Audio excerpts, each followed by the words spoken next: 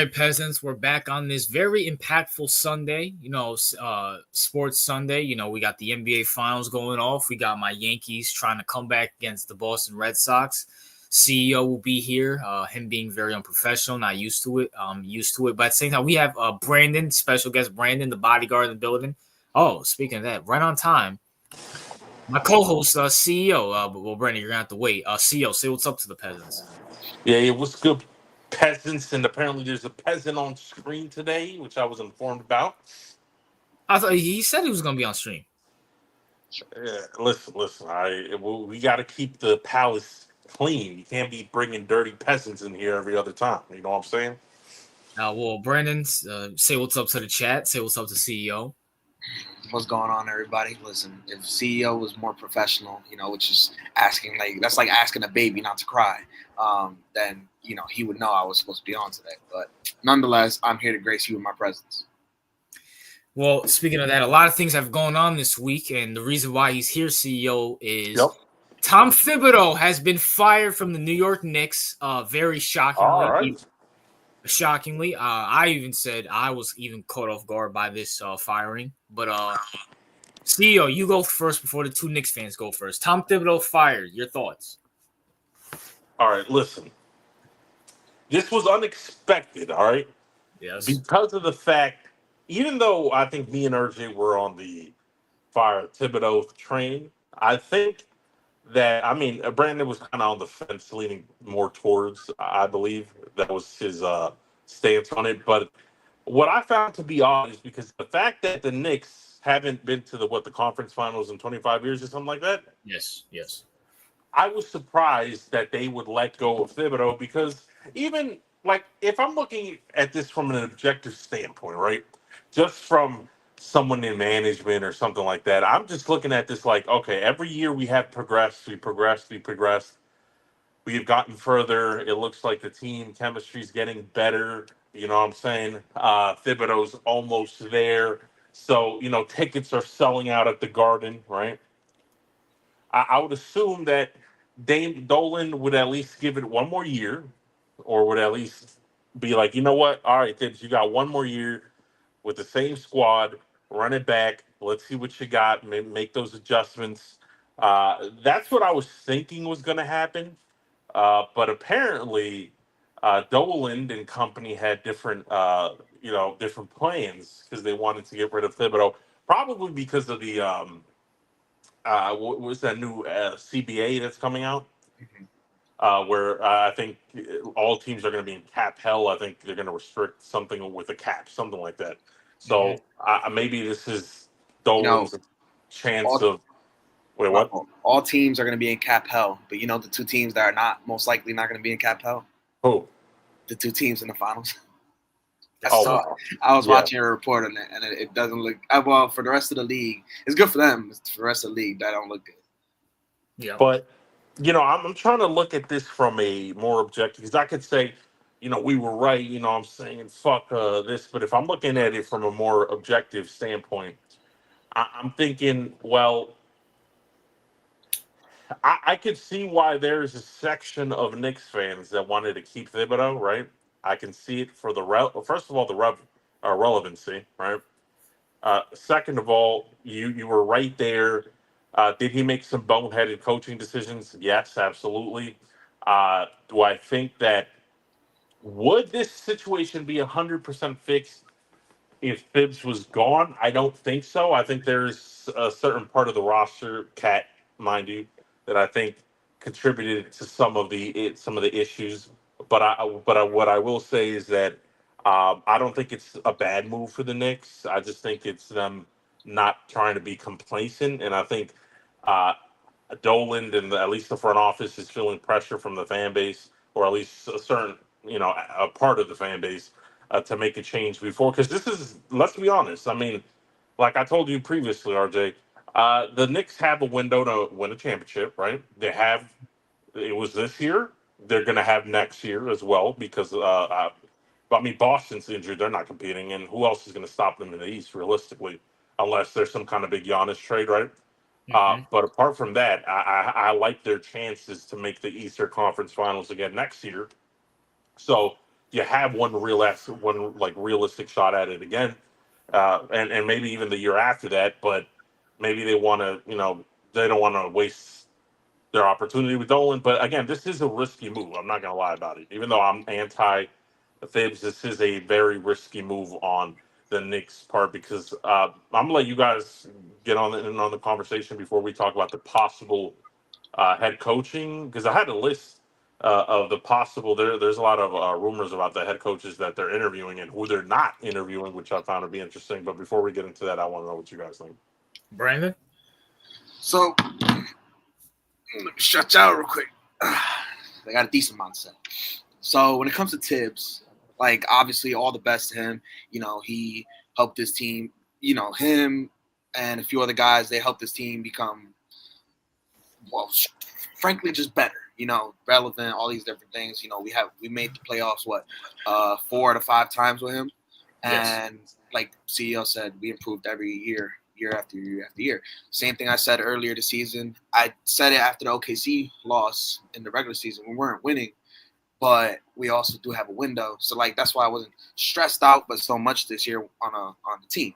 And on top of that, it's a risky thing for sure. And from a business perspective, like the way these teams usually operate, like in sports, if a team that hasn't made it this far makes it this far with the coach that's like on the hot seat, but not really, they won't fire him just because from a business perspective, this is working out great for the Knicks. Dolan's making a lot of money off of this team, and then, he has other ventures in his life as well. But it's showing that the front office has some balls to them for once, and they're gonna take this major leap to, try to win a chip, which is important for like a lot of this is the other thing. The fan base is split now, and they're mad about Tibbs being fired, but like 90% of the fan base. Oh, I don't know what happens here. But his device not connected, but go ahead. But 90% of the fan base didn't want him. They're flip flopping. I think for the most part. Me and you, RJ, we pretty much had the same stance. We're on different sides of this, but we had the same stance throughout the year.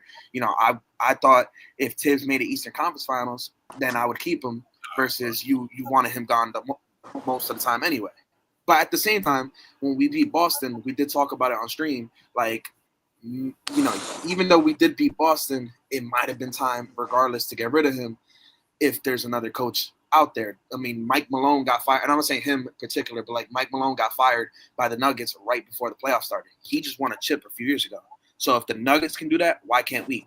And now obviously we see that we did.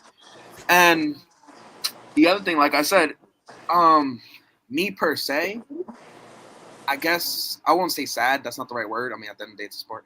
But like, I guess I'm a little. I won't say shocked either. I didn't think Tibbs was get fired in the sense I didn't really want him to get fired because of how well he did perform. But I'm also okay with it. And like I said, I thought he would stay before the regular season. I said if they make a conference final, which was my expectation, and then we did get to there, then we keep him. Clearly, Leon Rose is like, he's not patient. Every year he's like switching up this team. He's doing something different, and usually that's a bad thing, but it's been working. So that's how I lean with this one. My thoughts are, everybody knows my thoughts on Tom Thibodeau. I don't like him. Is he a good coach? Yes, absolutely, 100%. You'll be the fool to sit here and say he's not a good coach. And I'm gonna keep it real with you. Was I shocked? And me and Brandon were on the phone, obviously all stream talking about this. I'm like, obviously Thibs is not going to get fired. He just made a conference championship. We just signed him to a contract, I think, last offseason. So us firing him took me by shock. And I'm not against it either. If we get Mike Malone, I'm cool with that. If we get a young guy like Johnny Bryant or anything like that, I'm cool with that because the way how the NBA is going, you have a bunch of young guys coming in and making success. That's cool. The only problem I have with this is I don't want anybody like a Jason Kidd, like Emmanuel Udoka, anybody in that nature, because I don't think Emmanuel Udoka, I don't think he's leaving the Rockets, but someone like a Jason Kidd, I don't want. I don't think Jason Kidd's that good, to be honest with you. I think Luka carried Jason Kidd. But it just honestly, My thoughts on I think it's still a good move. I'm not mad at it. Tibbs still hasn't shown that he's a finals championship level coach because he's never been to a finals as a head coach. So I'm not mad at the move. So if we get Mike Malone, I mean it is what it is. That's fine by me. But we'll see what happens. So that's the other thing. I don't want this whole fucking our whole off season so far, because we've been, we've been eliminated for like 2 weeks, maybe almost 2 weeks, and it's been like straight Knicks for clicks in the media, putting out shit here and there, and I know we're gonna get something later, but like it's been a bunch of bullshit in the media, and I feel like once we hire a coach, it's just gonna be even more bullshit. Let's say we did hire a kid, for example. Now, kid. I think you sent me something earlier saying that the Mavs were going to decline permission, but then I also just saw an alert that they were going to give him permission to interview with us. Yeah. So there's that as well. If they sign somebody like a kid, it's not kid's that good of a coach signing. It's a signing because they're trying to go after a player. Now, whether that player be Giannis because Giannis, or whether it be whoever it is. They're trying to go after a player. Same thing if they get anything around his, anything that's like a kid. They're trying to do it for roster reasons. If they're going for a Johnny Bryant, that's because they want to stick with the team they have now and just develop them, whether it's offensively or rotate, whatever they want to do, build the bench. If they go for a guy like Mike Malone, it's because Mike Malone just won a ring. But the other thing is, which is kind of true, Mike Malone's kind of a younger Tibbs. But he did just win a ring. So it's like, no matter what we do, you're going to get a lot of bad press in the media just because of how it's been. So even if you don't like the signing, I'd say you got to give it a chance, just because Leon has done a lot of things so far that a lot of people haven't liked. And we just made a conference final. So I think something that the front office doesn't have, but the fan base needs to have, is patience here. Because it is a window, and we're just going to keep rotating parts till it works.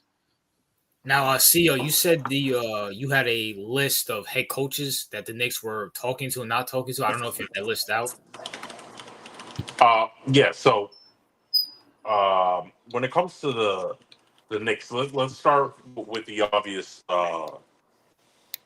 person, right? Mm-hmm. You guys were talking about Mike Malone. Yes. By the way, real quick. I don't know if you're still watching the Yankees game, but you might as well turn it off. It's 11-5. Yeah, see, this is it's bad. Oh, well, what happened with the Yankees game? We're losing 11-5 to the fucking dirty ass Red Sox.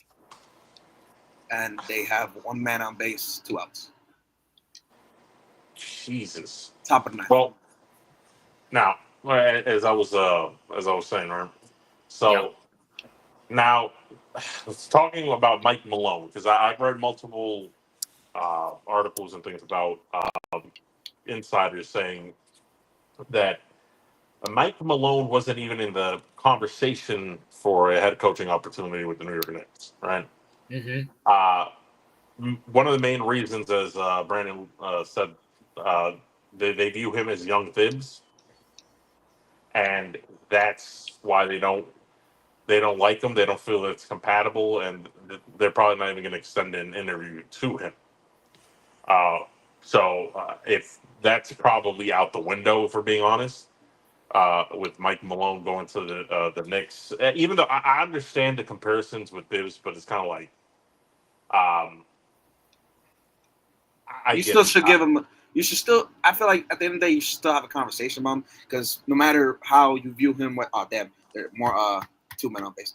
No matter how you view him, he did win a ring, and he is younger. That's like, no matter what, you should still have a conversation about him. I would prefer a Johnny Bryant, but at the end of the day, I don't know how true that is as well, because we've been seeing so many conflicting reports, such as Tibbs not getting fired in the first place. Yeah. Listen, I wouldn't. Now, we can't obviously, strike it off as a possibility. But if I had to bet money on it, from what I've seen, I don't think Mike Malone is going to be the Knicks' next head coach. I know they're looking inside, right? I heard from multiple sources They're looking at Mike Brown. I'm not sure if you guys know who that is. Yeah, the coach for the Kings. Yep, I know. Former Sacramento. They're looking at. They're taking interest in Mike Brown. Johnny Bryan was also on that list as a potential candidate. He's the favorite too. Yep. They're also looking at. Honestly, they're looking at Jason Kidd. Yeah. As a possible. I'm not sure how you guys feel about Jason Kidd. I don't like Jason Kidd at all. I don't like Jason Kidd, but like I said, I know it's for roster reasons. That's the only reason. Like, I'm like 50-50 on it. He's not that good of a coach. It's just, if they're pushing for a player, that's why. And it's kind of like I view Jason Kidd the same way I viewed the reports of Paul George last year. Paul George and KD. Now, I heard from the college, maybe there's an opportunity to interview Jay Wright. Yeah, I would like that. I would like that Villanova. I like that. And I heard that I wouldn't consider this a serious thing, but I've heard that they're willing to look at player coaches. And what I mean by player coaches is like former players as coaches. And I heard one of them. Patrick Ewing? No, or Rajon Rondo. I don't know. I just think it'd be too much of a risk to go that way. Personally, with a player coach, like it could work, but at the same time, if you take a risk on one of these young head coaches or one of these player coaches, maybe the players would like it, but I mean, it's just I don't know. Maybe you probably would favor somebody with more experience at the stage you're at with your team.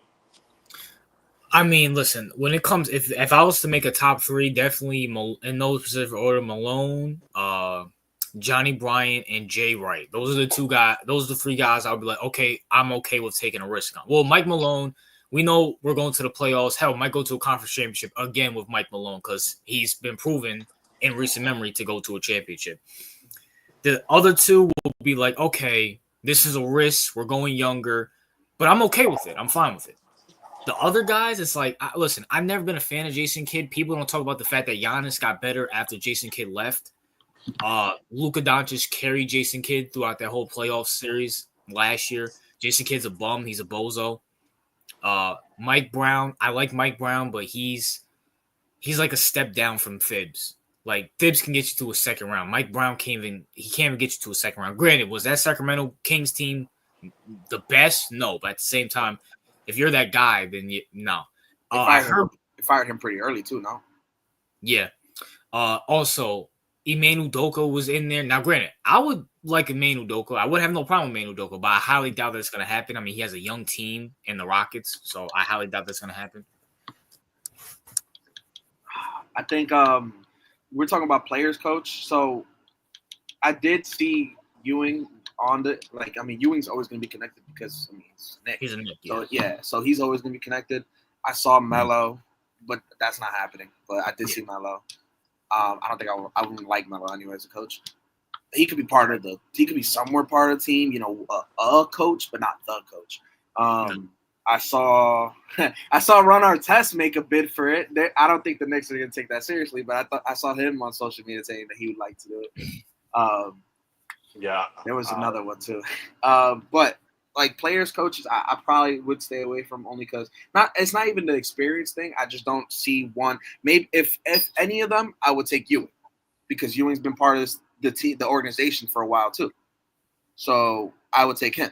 If we're hiring from within, it's a little bit more tricky because you keep seeing these reports of like, for example, Rick Brunson came up a couple times. I don't think it's a serious offer, but he did come up a couple times. And now there's reports saying, oh, the team doesn't like how blah, blah, blah. He's too involved, whatever. Which just sounds like bullshit to me. He's part of the reason this team is built the way it is as well. So I think that's a lot of bullshit. From within, there were two names that I heard from within. I mean, the Johnny Bryant who used to be part of the Knicks. Yeah. And I heard about something named Dice Yoshimoto. I don't. He's a suit. So that's not happening. But somebody like Johnny Bryant, who's he's not with us anymore, but he was he was inside our organization. I think that's also part of the reason we fired Tibbs when we fired Tibbs, because we could have waited. I think that's when we fired Tibbs so quickly. Oh shit. Hold on. Okay, I thought Judge smacked a 2-run homer, but he's out. Yeah. Fuck. What you call it? Fuck. Sorry, what was I saying? You were talking about how. Tibbs got the timing of the firing. The timing of the firing is because Johnny Bryant was the favorite to be the Suns coach, and then once Tibbs got fired, his odds went down from the Suns and went way up for the Knicks, and then the Suns moved on to this other bum that I don't remember his name. Yeah. So there's also that too. Jay Wright, because Nova connection, but also that's also no matter who we hire, I'm biting my nails because Jay Wright, I don't mind it because of the whole connection, yeah. But then you keep hearing these fucking stories saying, oh, well, the Nova connections, it's not as popular as people making out. You saw it with Dante last year. And to be honest, we don't know how if that was why Dante got traded as well, or if, because originally it was like, it wasn't Judge. It was Ben Rice. Anyways, we don't know if that's why Dante got traded or not still. So it's like the Nova connection part is a little, all right, I guess. Judge hit a two. He hit it too. So Ben Rice fucked up, and then Judge. Yeah. Okay. Still down 11? 4? Yes. But Jay Wright is a little weird just because of that. It's a little risky with the Nova stuff. I'd say my fault. I'd say for me, it's either Malone or Bryant. And I really want Brian over Malone just because. And like I said, Kid, I'm still on the fence about, like I said, it's only because of the player connection, not him as a coach, just player connection reasons. I mean, Fist did bring up a good point. Jason Kidd might be involved because Brunson likes him because he played with Brunson and Jason Kidd were on the same team at one point. So, but so let's move into a little. I don't know if I added the KD and Giannis talks because we talk about, players and stuff like that. I don't know if I hired Jason Kidd because of Giannis. Listen, everybody knows my critique of Giannis. Everybody knows definitely a CEO's critiques on Giannis. Giannis is a great player. We're not denying that. But I'm not so sure we should trade a lot of assets to get Giannis. I like Giannis, but I mean, I'm kind of hesitant to trading a Josh Hart or someone like that for a Giannis. CEO, your thoughts on that? Well, listen, I don't know how serious the Giannis and Knicks connection is. I mean, first of all, you said you wouldn't be happy trading someone like Josh Hart. Yeah, okay. Let me put it to you like this. You wouldn't put him in a package. Facts. I'll put it to you like this, right? If we got to trade a lot of assets, we just went to the conference championship, right? Yeah.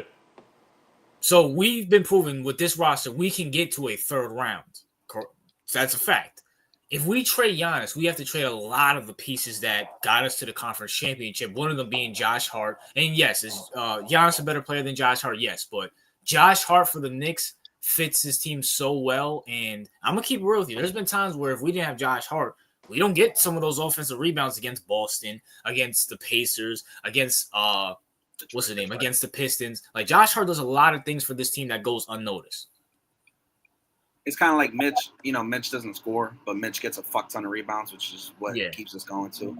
I think the Giannis connection. I know CEO doesn't know about the Giannis. I think the Giannis connection is real, and it's as real as Donovan Mitchell was, because Donovan Mitchell was one fucking trade away from being a Knick until Danny Ainge bitch ass. So I think the Giannis connection is just as strong because just like Donovan, we were hearing about it for years. We've been hearing the Giannis for years. Giannis has played around with the idea, like subliminally, but he's been playing around with the idea as well. Obviously, he's a player at the end of the day. And then you look at the Jason Kidd stuff, and you look at it's real. It's just how would they do it? And you also said you don't know if you want to trade a bunch of things. Well, we traded a lot of shit already. I mean, at this point, it's one of those things that we don't have much picks to go now. We might as well commit. Depending how you feel about it, we might as well commit. and we're gonna have to pull off some shit. But it's also the CBA and the second apron. How the hell we're gonna do it too? Because now Macau is up for extension, which I don't think is the big issue because we can play around with the money. I don't know how much he's gonna demand either. And even if he's playing hardball, you pack his ass up for Giannis if that's the case. Goodbye. Yeah, pack his ass up. Goodbye. Like I appreciate how he played in the playoffs, but just pack his ass up if that's the case. Yeah, OG's making money. OG's a good player. I really do like OG. He didn't do much against the Pacers, but throughout the playoffs, the last 2 years, when he was healthy last year, he did his thing. The way I see it is, I'm not going after KD either. I'm not if I'm gonna trade anything, I'm gonna trade it for Giannis. I'm not trading it for KD. I disagree with that. I think I'm going to KD and Giannis. Well, when it comes from what I've seen, first of all, I just want to mention this: is the Giannis connection real? I do think it is. Now, do I think it's going to happen? No. I'm going to be honest with you on that. I don't think it's going to happen. What I do think is going to happen is there is a possibility that they focus more on KD. Yep. And I could see them swapping, just doing a one-on-one trade to swap Cat with KD. I do agree with that. And keep in mind, people might say that's crazy. Cat and Devin Booker are best friends. They both went to Kentucky together and played together. So people forget about that. Now, I know when it comes to the KD thing, now, listen, I know some fans might be like, that's pretty bad considering the fact that KD's 6 years older than Cat? Yes, maybe? Yes. So, I mean, you're I do think that KD has always been a better player than Cat, but It's KD. I'm talking about you also got to consider the fact that he's aging. He's let me look at how old he is. He's 36. Let me see. He's he's 36. All right. So Cat's 29. You got 6-7 years difference. So there's that aspect of it, right? For future, for building a team in the future. This is KD's a win now move, right? He's not anything you're going to build in the future. Now, if you can, I don't know how this. I think you would have to give him Cat because of the salaries have to match, right? Mm-hmm. Yeah. Now, I don't know. I don't know if that's. I do know KD's probably more consistent defensively. Yeah. And his offensive game has always been good, but I'm not sure if you guys are willing to take that risk because he might be good for one next year and this year. That's probably it. I think Cat fits his system good. What's his name? What's this dude's name? KD. Because that tells me, see, if we get a KD, right, we're putting him at the 4. There's no question about it. That means we're getting Cat out the 5. Cat's he's not a 5.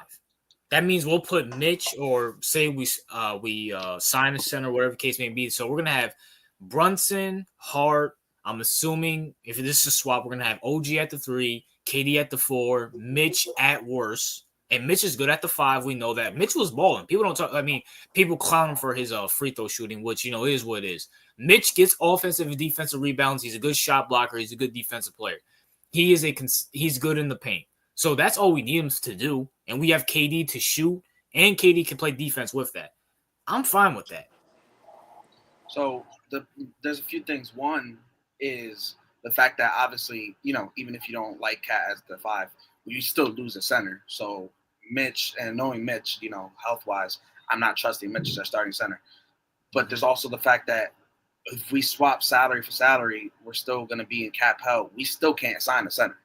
So unless Huck Porty is going to end up taking a leap up, which would be awesome. Don't get me wrong.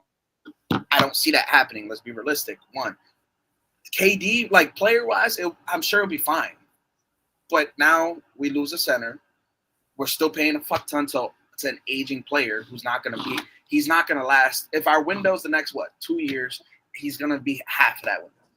And also KD, I mean, you know how KD is. KD's got a fucking ego. KD's going to have to be, is KD, who's the guy if there? Is KD the guy or is Brunson still the guy? Oh, Brunson, hands down. Okay, but you think KD's going to think that? Yeah. I Well, don't he's think not so. thinking, but I think he's fine with that. I mean, he played with Kyrie, who was the guy. He played with Devin Booker, who he knows is the guy. I We know. don't think so. I think KD is always going to be like, I'm the guy. This is the same reason why he's been. This is what his 1, 2, 3, 4. This would be his fifth team in the last 5 years. But I mean, listen, I mean, yeah, but at the same time, he wanted to go to Phoenix. Did you really think he thought he was going to be the guy over Booker, a guy they drafted who's younger? I don't think so. I just, how KD is. I don't know. I feel like that's gonna end up fucking up the chemistry more, and then like chemistry in the locker room and all this shit. I think it's just gonna fuck it up more, and now we got a bigger issue. No, I think KD's a chill guy. Like, I don't think like KD, he's not an alpha. So like he's a bucket, no question about it. But like he's just not like an alpha like that. That's a risk. That's like, go ahead, sorry. Also, I think KD's at a point where his career where he wants to win one more title without Golden State. Because let's be for real, he's kind of like the most disrespected legend in the league right now. Yeah. Oh, and also you also remember like how it was this year with not this year. Sorry. How in general like KD was supposed to be at Nick, and fan base and stuff like that. He's been beefing with the fan base for the last fucking like since that happened, and he engages with them on Twitter. Like that's another thing with his ego. Like, I mean, I don't know. I think it's just gonna fuck the chemistry up. I think it's gonna fuck up the whole vibes that the team. If I'm the Knicks, I hire a younger coach like a Bryant. I build up that bench even more, and I just stick with it that way because money wise, we'll be all right within the next 2 years, just because contracts are expiring. Now, time out. Did Cat get re-signed with the Timberwolves, or do we have to re-sign him? No, he got re-signed. We took on his contract. Okay.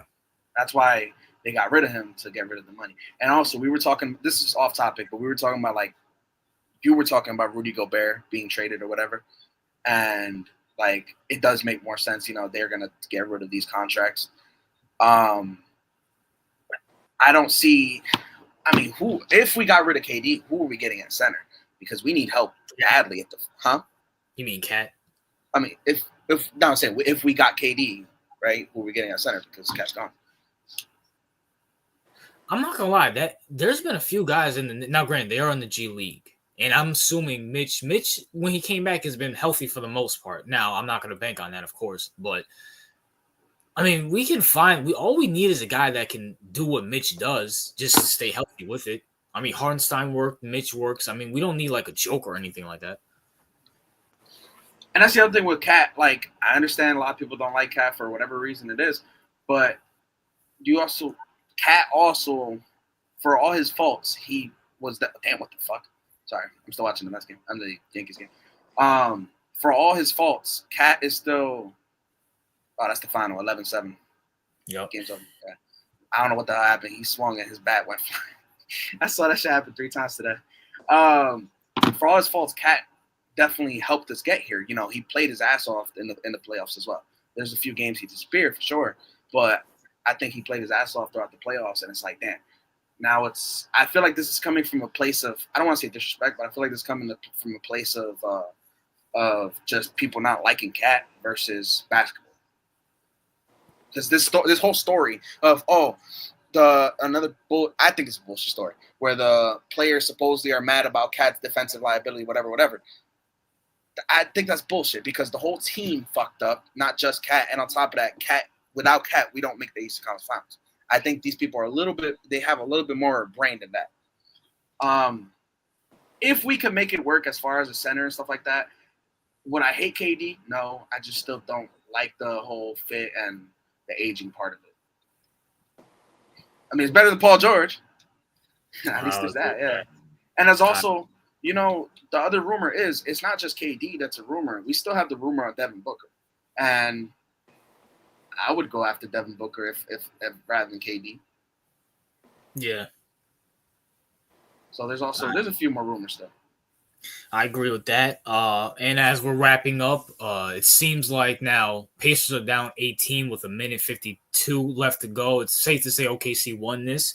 It is 1-1 right now. Your guys' thoughts, initial thoughts, 1-1. CEO, your thoughts on this finals? I had the Pacers in 7, right? Mm-hmm. As my upset move, after after the first game, because they won by 1 point, coming back after some crazy shit. I was like, here we go again. All right. I was like, this feels kind of like the Knicks series in terms of like game one. But uh, after game two, it's 1-1. I don't think anyone's gonna overpower. I think it's gonna be a 6 to 7 game series. Agreed. So I mean, so far I like what I'm seeing in the finals, and hopefully OKC loses. Shot doesn't deserve to be a champion with all his with the way he plays basketball that no one fucking likes except his cock riders. So yeah, it is what it is. So far, I still believe in my prediction. Patience. Brandon, your thoughts? See ya. Maybe you should stop disrespecting playoff Shay. All right, he's in the comments right now. Probably, he's probably crying now that you said something so blasphemous. Okay, maybe you should show a little bit more respect. Maybe do you want to take this moment, my 30 seconds, to apologize to him? Nah, he can go suck a dick. All right. Well, nonetheless, when it comes down to playoff Shay, sorry, SGA. I still got the OKC going out in 6, maybe 5, but that was a crazy game. I was pissed. I'm rooting for the Pacers. I want the Pacers to win over the OKC, but I was pissed off the way they won. I'm like, fuck, this asshole did it again. They're calling him the Haliban. I call him Tyrese Hitler Burton. Like, we got all these fucking names for him, and it's just he's probably doing the choke sign again. Like, it's definitely ridiculous, but I think it's a. Did you guys see the ratings? Supposedly, I didn't get to see them, but supposedly they weren't really good for game one. This is the lowest rating since 1988. Jesus Christ. There's been some bad fucking finals. All right, but now, wait, Brian, are you done before I talk? No, you're good. I said okay, so it's 5 or 6. Now, I'm going to give my review on the finals tomorrow for my video. I just wanted to get these guys' takes on there, obviously, because they can't make videos throughout the week. But I'll say this. We expected this. This is what happened in the 70s. It's happening right now in the 2000s. You don't have a dynasty. Like, you just don't. Now, and no one really cares. If OKC would have won the last 3 championships, people would be like, okay, finally, there's a team that might upset them. No one cares.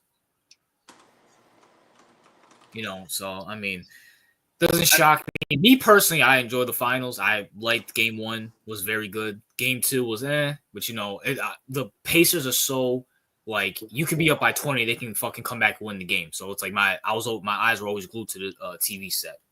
I get what you mean by the dynasty point. With the ratings and whatnot, but at the same time, the playoffs themselves this year had pretty decent ratings. Like the ratings did go up a lot for the NBA playoffs this year. So and they were good. But there also was no dynasty in that sense. And then when Boston and the Cavs still lost, the ratings were still good for the Eastern Conference Finals. Yeah. I don't know if that's because it's New York or whatever, but either way, without that so-called dynasty, they still were good ratings. I don't know. Well, I'll say this: the Eastern Conference was good. The Western Conference, no one gave a fuck about. Those ratings were bad. What was the? Really, they were bad. Yeah, they were horrible. Yeah, the Knicks and Pacers were definitely carrying the NBA. Now, granted, there was history there. I feel like they had some good moments in the playoffs as well for that. Well, they had good moments, but the ratings were bad for that. But now, granted, the Pacers and Knicks, that's a heated rivalry throughout generations. So for sure. And also the Knicks are in New York. But I mean, listen, at the end of the day, I'm enjoying the finals. And now, granted, Adam Silver went on one of those first FS1 channel, FS1 shows. Now, first of all, I'm sorry, if you're ESPN, how the fuck are you letting the commissioner of the NBA go on FS1 that doesn't even promote or air fucking NBA games? Like, what? Get the fuck out of here. I guess because of that big name, they feel like it would promote something. I mean, I remember what's up, Valley? He did. You have another friend in the comments too. I guess he did promote the AI stuff for the NBA as well. So maybe we're gonna see Adam Silver come out a little bit more. Maybe he's turning into Dana White. Yeah, but I'm enjoying the finals. I mean, they're gonna try to make a dime. I don't even know. I'm enjoying this parody. I'm enjoying this parody. Like I love it. I think basketball, their product definitely has gotten better. Just it doesn't help when your MVP is fucking, flopping like a fish. And the other thing was like that Western Conference Finals. I said there was some big moments, some good moments, also because of how the Timberwolves. Now, granted, they laid down and died in the end, but the way they were pushing Shea, literally, they were pushing his ass to the ground. They're like, all right, you're gonna flop. I might as well actually fucking foul you. So Yeah. they were pushing. Now, I didn't think that was good for the game because, God forbid, your MVP gets hurt. It's like, and he's going to end up getting hurt because people are getting mad, or he's going to win off of some bullshit. Yep. It's like, it just doesn't make sense. Last game, for example, against the Pacers, he did play well. He only had 4 free throws, maybe 6. He did play well, but the end of that game was a bunch of free throws as well. And then it turned that's the one thing that the NBA fumbled so far, which was they're definitely letting this shit go a lot more, and it's just killing the flow of the game.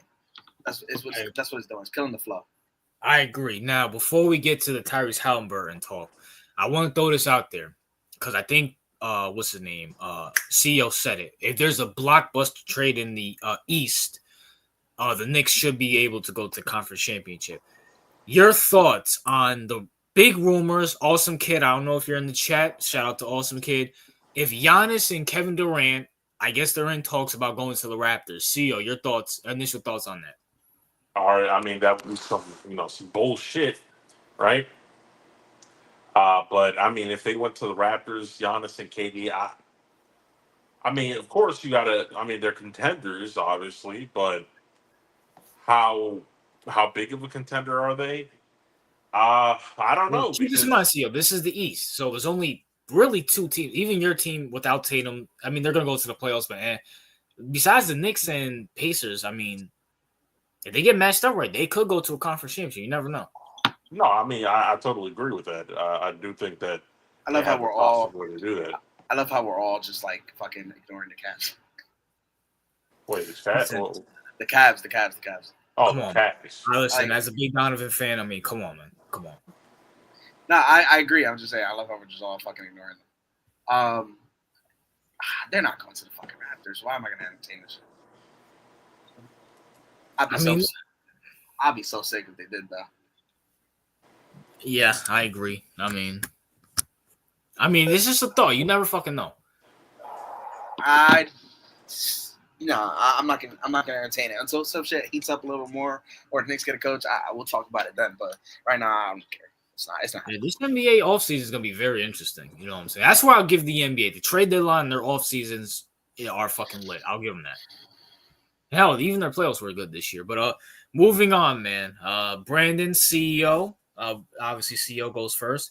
Are we putting Tyrese Halliburton in the top 10 players in the NBA? Now, I want to give a little caveat. Me personally, when it comes to LeBron, a Steph, a KD, a Harden, I kind of keep them out of the top 10 because obviously they're legends. They're, out of their prime. Well, I'll say I just don't count them in my top 10 anymore. You feel me? I kind of separate them. You guys don't have to do the same, but CEO, we putting Tyrese Halliburton in the top 10 or what's up? All right, so you said you want to keep out the legends, right? I mean, no, I said that's what I do before I give my answer. That's what I do. But I don't know if you guys want to do the same or not, but that's up to you guys. All right. I mean, listen, when we were entering the season, right, people were talking about how good people were basically saying is Halliburton. I mean, it's even better than LaMelo Ball, right? Yep. That was a real conversation. I mean, if we're keeping it 100. So now, if you're looking at a top 10 spot for Halliburton, because I think top 15 is guaranteed. Mm-hmm. But if you're looking at a top 10 spot for Halliburton, we have to ask ourselves all the players that we would consider top 10, right? So obviously, I don't think anyone's taking him over Jokic. Nope. Would you guys take him over Luka? No. Whoa. Oh, Time out. that's a hot ass take you're about to make, nigga. Listen. Now let's talk about. We can have a conversation. We can have a conversation about this. They literally did the same thing. Both went to a finals. Both have been in 2 conference championships. I'll say this: Halliburton's a better passer. I'll say Halliburton's less selfish. He takes better shots. He plays way better defense. He's in better shape. Sure. I'm just saying. Sure, but I'm still taking. I mean, you also, in that same breath, you also did say. Now, granted, maybe your opinion changed over the last 2 weeks, but you did say 2 weeks ago that you would take Brunson over Halliburton, and if that's the case, Brunson and Halliburton have done the same thing, so you would kind of take him too, no? Hey man, listen. So I would think in this case you would take Halliburton over Brunson as well. Over Brunson? I mean, listen, I love Brunson, but if he wasn't a pacer, I'm going to say this right here, right now, and I was wrong about fucking Halliburton. I think I already made my apology video to him, so I feel comfortable saying this. If he wasn't a pacer, he would be my second favorite player in the league right now. You can't deny what he does. If you watch Halliburton, you can't look at his stats. You have to look at what he does on the court. And when CEO asks the question, Luka or Halliburton, it's like, that's a conversation. It's a 50-50. It's a 50-50, hands down. Wait, time out real quick. CEO, remember the conversation in Discord yesterday? I know it's not about basketball. Remember the conversation about Mr. Eye Test, no? Right. We just saw it right there. He is Mr. Eye Test. We just saw it. Hold on. Time out. I said I'm both. Now, granted, Luka, you want to put up stats. Luka puts up better stats, yes. And does that help his team win? But the eye test, I said it's 50-50. I'm just saying it's a conversation. I mean, bro, what has Luka done that Tyrese Halliburton hasn't done? Listen, I think you're right when you do say you can't answer the question, can you? Hold on, I'm finished. I think you're right when you talk about Tyrese Halliburton and his stats. Like, you don't look at his stats. Look at him, because his stats don't tell the whole story. He's averaging 18 points a game or something like that, and he's definitely more impactful than 18 points a game. There's somebody on the bench that's averaging that amount of points. That, as far as accolades, they're very similar as far as that as well. But then again, also Luka's been in MVP talks. Luka's been a top 3 or 5 player, consensus top 3 or 5 player in the MVP and different in that case as well. Listen, MVP is a joke ever since they gave it to Embiid. Yeah, but it's still definitely it's a big accolade. It's the biggest accolade at that. They just gave the biggest flopper of the 21st century the MVP. Like, let's chill out, bro. I mean, you also gotta look at this. You can look at him like you said, it's 50-50. You look at the stats as well with the play. So it does go both ways. And Luka's team was worse when he went to the finals as well. And I would say their paths are a little similar as well, because everybody talks shit about the East, but the East was hard this year. So their path was similar, but Luka had a worse team going to the finals. I do agree this Pacers team is better than that Mavs team, but that Mavs team was good. I mean, they were good enough to make finals, yeah. I mean, but like Kyrie is obviously Kyrie. Who was their center at the time? It was Derek Lively and Powell. Okay, I mean, they're good. They're not, Miles Turner. Miles Turner is really good. I think Miles Turner is really good. But I mean, granted, at the same time, people said Tyrese Halliburton was the most overrated player in the league, and no one had them beating the Cavs or the Knicks or the OKC, and they still won. Which is true. So go ahead. There's so many moving parts right now with this whole conversation, but I think I agree. That's why I'm saying. Oh, Sia, what's your thoughts on my take? I'm just saying it's 50-50. Like, it's closer than what people think. Yeah, I'll say that. I think it is. I think it's closer than people think, and I think systems matter when it comes to that. So, okay, but I think for the consensus, I think most people would say they go with Luka. All right, so we'll just pass that one. All right, would you take him over Giannis? No. Brandon? No. All right, would you take him over SGA? You guys already know my thoughts. Hey, nigga laughing. I know where this is going already for RJ. We'll skip RJ. No, I'm still taking SGA. SGA, you know, we're gonna look at everything, stats and the court stats. He obviously, you know, is better. He won MVP, and then today. This is how it's going to work. In order for us to put him in the top 10, you both have to agree that he's better than this player. All right? Okay. How about that? All right. Okay. All right. Jason Tatum. No, I would take Tatum. No. All right. I mean, Steph Curry's in here, but I know. I agree with RJ with leaving legends out, but I think it depends. I think it depends on the legend, though. I think it depends on the legend, and Curry's a little tricky. Like Curry and Braun are the tricky ones, you know, because Braun is still Braun and Curry is still Curry. They still impact the game very, very heavily. You know, their teams don't make it without them. I think I'm still taking Curry. Like if we're talking, I think Curry's definitely for me still in the conversation on the top 10. Okay. Curry makes the Western Conference Finals most likely if he doesn't get hurt. So there's that as well. Okay, so all right, so you wouldn't. All right, so we're gonna keep because Curry's still pretty much he's kind of irrelevant. I think they would have beat the Timberwolves if it wasn't for his injury. All right, Anthony Edwards. Yes, I would say Tyrese Halliburton over Anthony Edwards. Really? Okay. Yes. I'm sorry, Anthony. I like Anthony Edwards. I think he can grow into something even better than what he is. Yes, but right now I'm taking Halliburton. He's in better shape. He plays defense. He doesn't jack up a bunch of threes. I would take Tyrese over Ant. I'm gonna take Tyrese over Ant, and it's strictly because Tyrese just made the finals. I mean, that's really for me. All right, and just all right. So we agreed. All right, so then he's basically, I think a top 10 player. I mean, would you take him just for fun's sake? Would you take him over Donovan Mitchell? Yes. Brandon, this comes from a Mitchell fan. Oh my God! Because it's like for me, I want to say yes because you know, like Donovan, he can't make it past the second round, all these different things. But like, fuck, Donovan's still Donovan. You know, Donovan goes off. Now, if you're talking talent-wise, yes, Donovan. But if you're talking like building a team around, having a team, I had to go with Halliburton. I'm sorry, I have to. I think it's a little bit of everything. Because honestly, I don't know if I know we have Anthony Edwards because I know you're looking at a consensus list, which is fine. But I don't put Anthony Edwards in my top 10 either. I mean, he's probably more closer to 12, which is fine, or maybe a little lower than that still. But like Donovan. I think I'm still taking Donovan. Okay.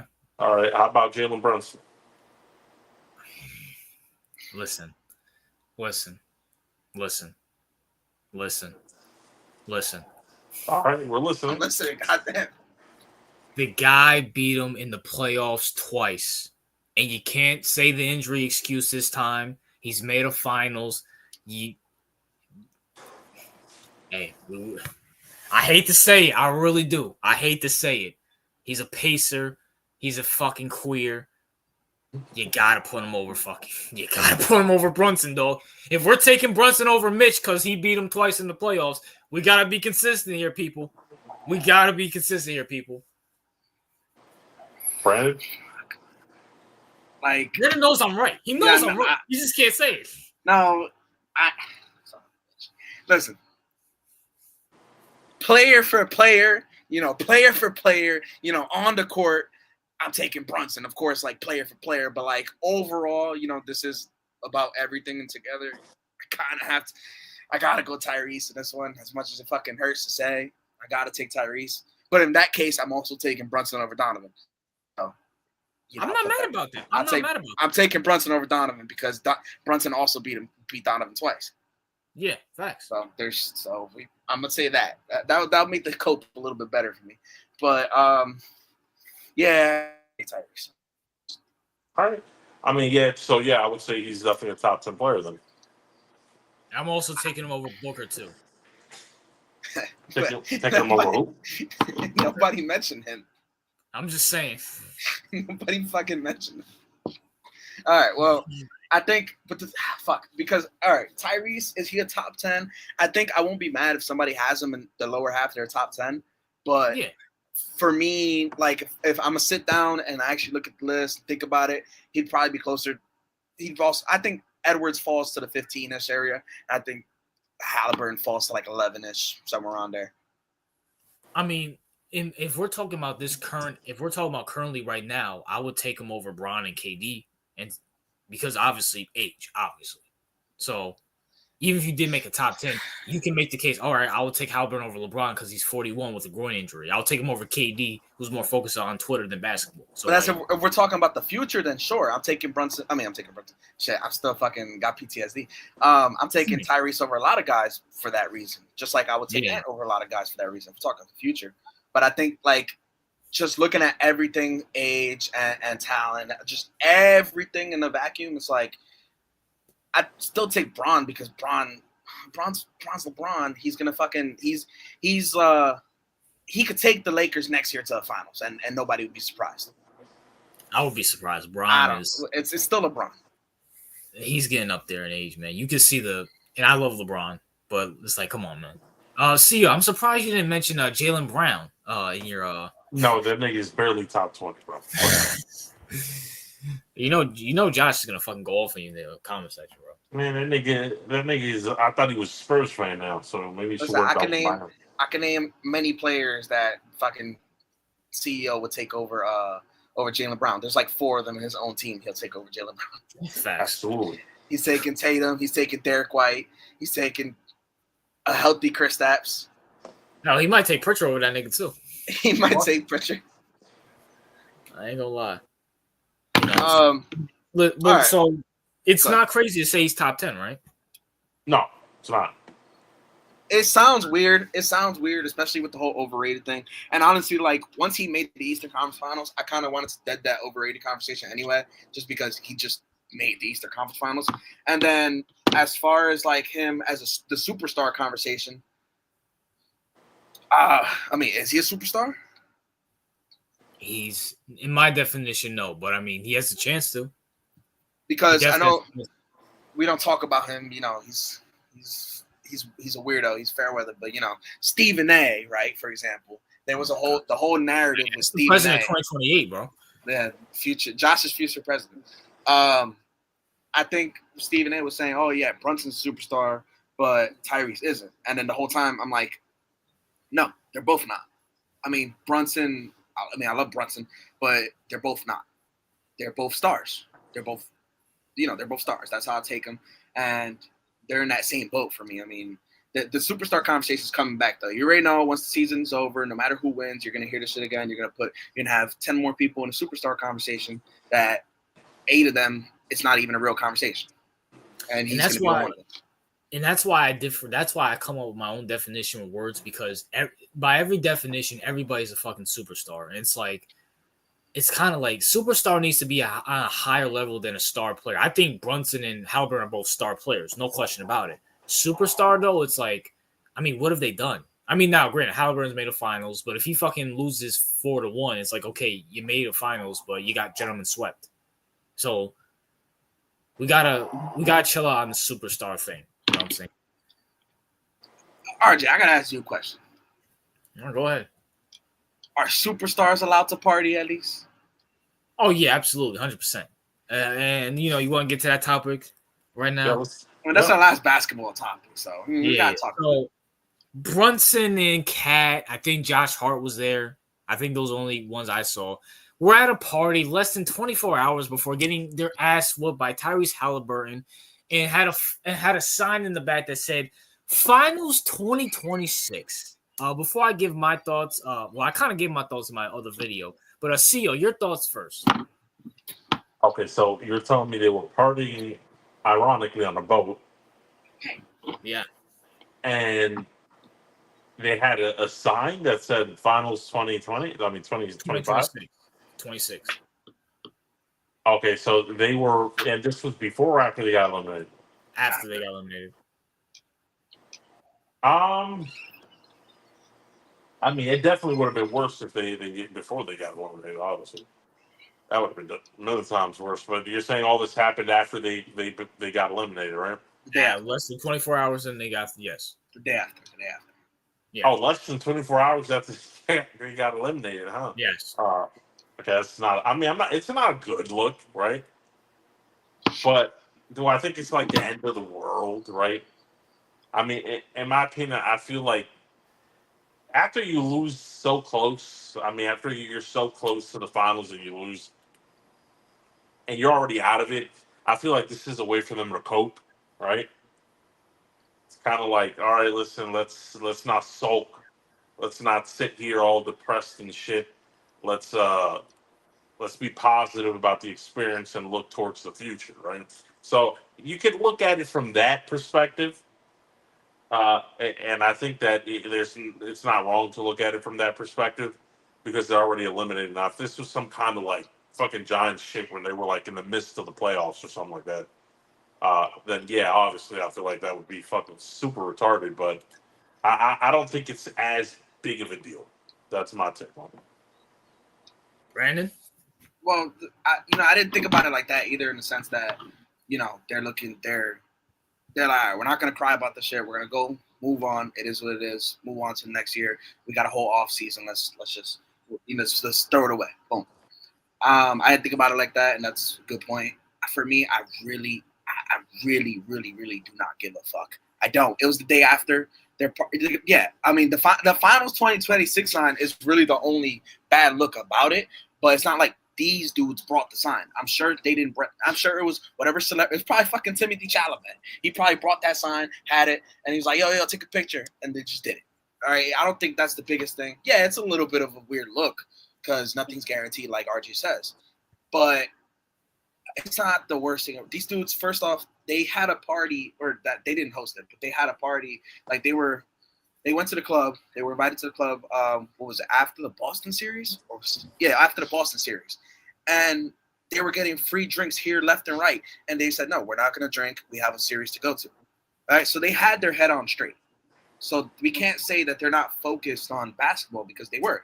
Their whole, even if like their podcasting wasn't as serious as it was during the playoffs, because they were focused on basketball. They clearly played hard throughout the playoffs. They lost in the Eastern Conference Finals, but that happens.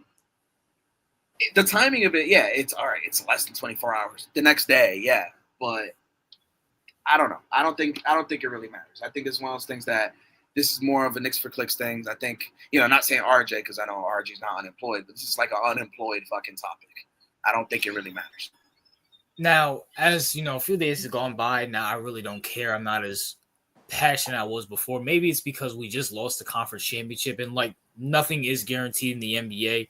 We are favored to go to the conference championship, but you never fucking know. It's sports. Everything is not predictable. I will say it is a bad look to go right 24 hours after you get eliminated, especially since you're the Knicks. Even if it's like a whatever thing, why would you do it? Like, how these people are. They're going to try to click it. They're going to try to make it more, oh, look at these fucking clowns. They just go out partying, stuff like that. Right? They're not serious after. So if they would have went like 3 to 4 days later, okay, fine, cool, whatever. No one will probably really care or whatnot. Even if they care, it's like, okay, the series has been over for 3 or 4 days. It's just a bad look, especially since being a Knicks fan, it's kind of fucking annoying hearing about it all the time. That's why I said, I don't know if you saw what I said to you personally. I'm like, I think for you were just mad because we just lost, and I wouldn't blame you either. We had just lost; it was fresh to you and shit like that. But like you said, it's been a few days now. You really don't give a fuck. There's a few weird parts about it. Again, the sign is weird and the timing is weird, but as long as we know these guys do what they're supposed to do in the off season, which they've done for the last 3 years, I don't see a problem. Here's a couple of things with that. I know we were like, it's a bad look and all that. And I guess to a certain degree it might be, but the thing is, like I just explained earlier, it's like the mentality of like, because I'm looking at it from a player perspective, not a fan perspective, right? Because fans don't know what the fuck goes on in like after the season's over and shit like that, right? Mm-hmm. This is usually what I assume happens mostly with athletes when they get eliminated.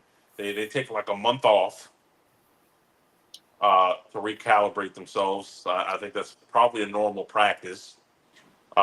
They take like a month off, 2 months off, or something like that, and then they get back to in a shape. But at least I know that's what happens in football, right? Yeah. So my only thing is that I just honestly feel it was like somebody was like, listen, Everyone's pissed. Everyone's upset. Everyone's not in a good mood. Let's refocus our energy. Let's have a good time. Let's forget about this for a while and look towards the future. If we're gonna come back here, we got to keep a positive attitude. That's kind of the outlook that I feel like the athletes are having. Whereas the fans are just like, because the fans have unrealistic expectations of athletes, right? Like, let's be honest. So, apart from the jokes, right? Uh, Apart from like, oh, we're just out here making jokes about athletes, but if we're being serious, it's like fans expect the athletes to like, oh shit, they just got eliminated. They have to go, I don't know, go train in the mountains of Peru right after, take the first flight to the mountains of Peru and They do got to go on a suicide. darkness retreat. They got to go on a darkness retreat. Right, go on a darkness retreat. Go find God in a forest like Aaron Rodgers does or some shit like that. And I'm just like, that's unreal. Like no one does that shit. Like no one goes out. And first of all, your body's exhausted.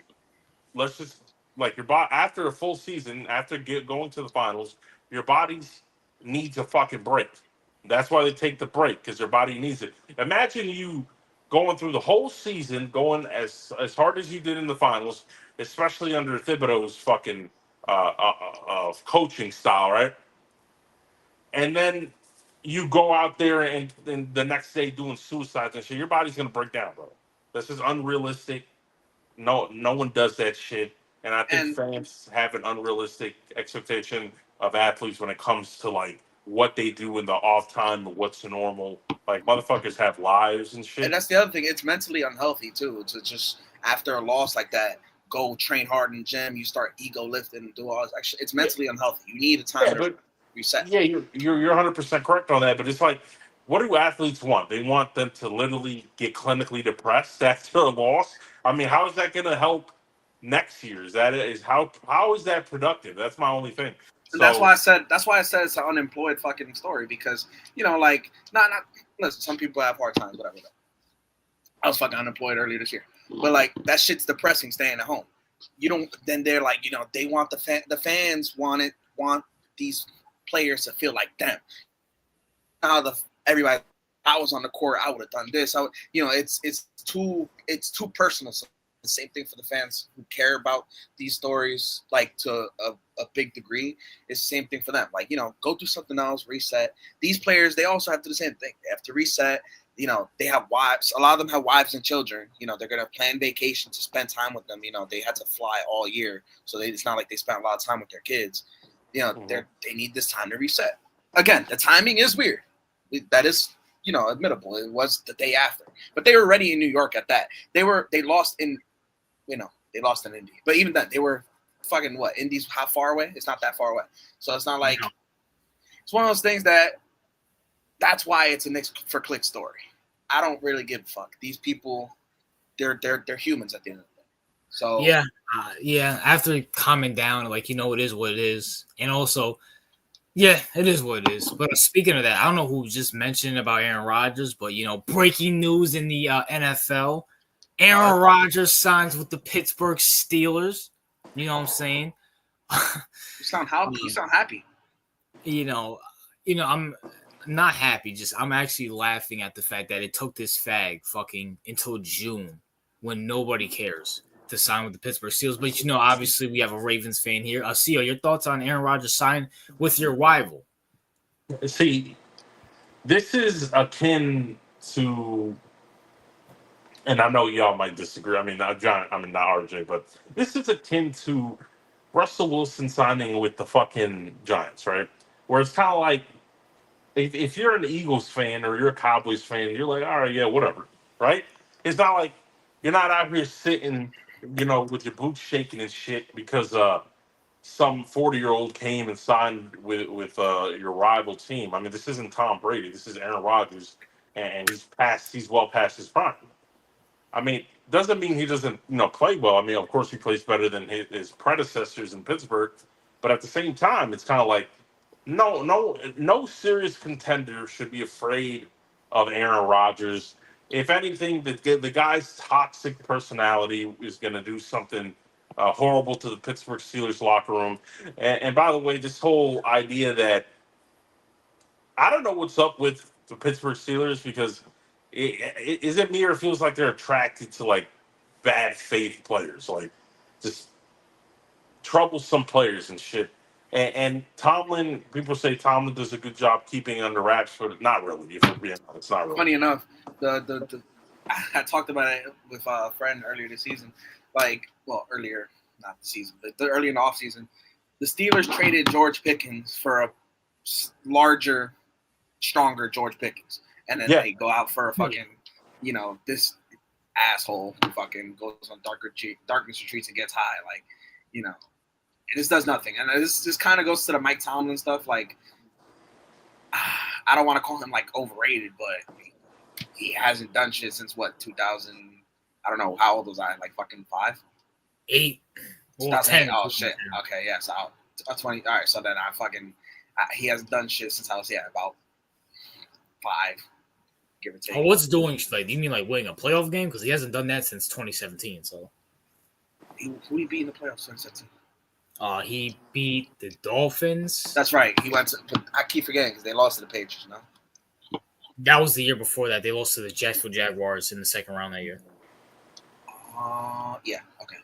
Still didn't do shit. I mean, all right. That's fucking forgettable. Like, he didn't do shit. But Mike Tomlin, like, he's a great coach all time, but, like, they should have moved on a few years ago. I was saying that. I don't know if I said that to you or said it to somebody else, but they should have moved on a few years ago. They're just replaying the same shit with different parts. They're plugging and playing. It's not like, at least like I know it's basketball, but like, I said the Knicks keep rotating pieces. They literally rotated pieces. They took out their coach now. Mike Tom, they're just keeping the same guy and they're just saying, all right, how about this? Try this. Maybe this is gonna work. This not. Do this, do that. As long as he goes over 500, his job is safe. And it's like, that's not good enough, obviously. Which and I do agree with that. I'm kind of getting fed up with Tomlin, but just as an organization, as the Pittsburgh Steelers, the GM, let me get this straight. So you passed on Shedeur Sanders because his personality is toxic. He's a fucking braggy player, whatever. And you signed Aaron Rodgers. Jesus. In what? Okay, obviously, Aaron Rodgers is the first ballot Hall of Fame. Yeah, this is in 2015. This is 2025. At least with Shedeur, he's cheaper, he's younger, and maybe there's a chance Mike Tomlin could mold him. He's a young player. That's a fact. And he's still better than fucking Mason Rudolph and fucking – who else they got over there? No, Will Howard. He'll be better than Will Howard and Mason Rudolph. You got Aaron Rodgers, who's a fucking diva. He's been a fucking diva. Dude didn't sign until mid-June. Yeah. The fuck out of here. He hasn't been to the playoffs in, the last 3 years? Yeah. There are some Steelers fans who are very happy right now. Pass on Shedeur for Aaron Rodgers? No, it's just, listen, their contingency plan all along was, okay, let's pass on Shedeur. Let's pass on, and not even just Shedeur. It's like other quarterbacks in draft, and let's go get fucking Will Howard in the 6th round as our fucking backup plan in case Aaron Rodgers decides to retire or some shit. Like, how is that intelligent? And this is why when it comes to coaching, I don't think Tomlin's like vastly overrated or anything, but he's co-signing these dumbass decisions. And if you're co-signing these dumbass decisions, you gotta go. Because you're the one saying, yeah, you know what? Yeah, fuck Shedeur, fuck you probably would have been better off with Dylan Gabriel. Fuck all these niggas. But let me get let me co-sign Will Howard in the 6th. George Pickens, even though you're younger and you're going to cost about the same as George, you're probably going to be cheaper. Not only are you younger, but you're probably going to be cheaper than DK Metcalf. But no, you're toxic. Let's move your ass. Now let's get another toxic player that's older and expensive in DK Metcalf. And we'll call up Aaron Rodgers, who's not known for. Like, Rodgers is not known for football anymore. He's known for the toxic shit he does off the court.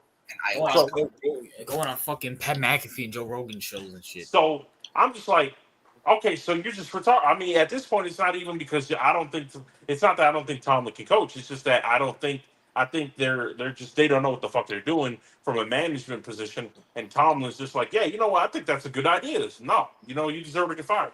That's the other thing with Tomlin. I think the reason they can't get rid of him because they don't want that. They do not want that negative press on getting rid of him, especially if you know anything about the Roonies, that they're not going to play that shit. They really do not want that. This is going to be a problem for you think he lasts more than a year, or do you think he lasts the year? He'll probably last the year. I mean, Pittsburgh has a better offensive line, and they'll probably. They're gonna go be 1 and done in the playoffs. That's really it, or go 9-8 and miss the playoffs. Oh, because you guys said, do we think he's gonna last the year? Is that what you said? Well, I think he. Do you think he even lasts the whole year? Nigga, they just signed a contract extension. That doesn't matter. The contracts do not matter in fucking sports anymore. No, listen. As someone who knows the Ravens' way when it comes to coaching, that's exactly the Pittsburgh Steelers way as well. If he just started with the contract, they're going to keep his ass because that's the excuse they're going to use because they don't want to get rid of him. Even if he has another mediocre season, they're not going to want to get rid of him. I think he's talking about Aaron Rodgers. I think Aaron Rodgers. Yeah. That's kind of what I was saying. I'm saying Aaron Rodgers. My bad. I thought you were talking about. No. I'm talking about Aaron Rodgers, not Mike Tomlin. No, yeah, I agree with you. Yeah, they're going to kick him out. Yeah. Well, he's going to make a 1-year deal, so. Or does Aaron Rodgers do some bullshit and say, fuck you guys, I'm going to retire middle of the year? I did think of that. That would not shock me. Yeah. Tomlin's going to be there fucking till he fucking dies probably. But I'm talking about fucking Aaron Rodgers. Yeah, no, it wouldn't shock me I wouldn't shock me if he's gone before the season fucking starts. I mean, and on top of that, if he fucking just says, "Oh, fuck you guys, I'm retired. Something happened. You didn't let me get high." Like whatever. Yeah. I could definitely see Aaron Rodgers doing something like that. Aaron Rodgers, bro. I mean, listen, he should have retired. I agree. Listen, the league doesn't really need him anymore in terms of popularity or nothing. That was long gone. So.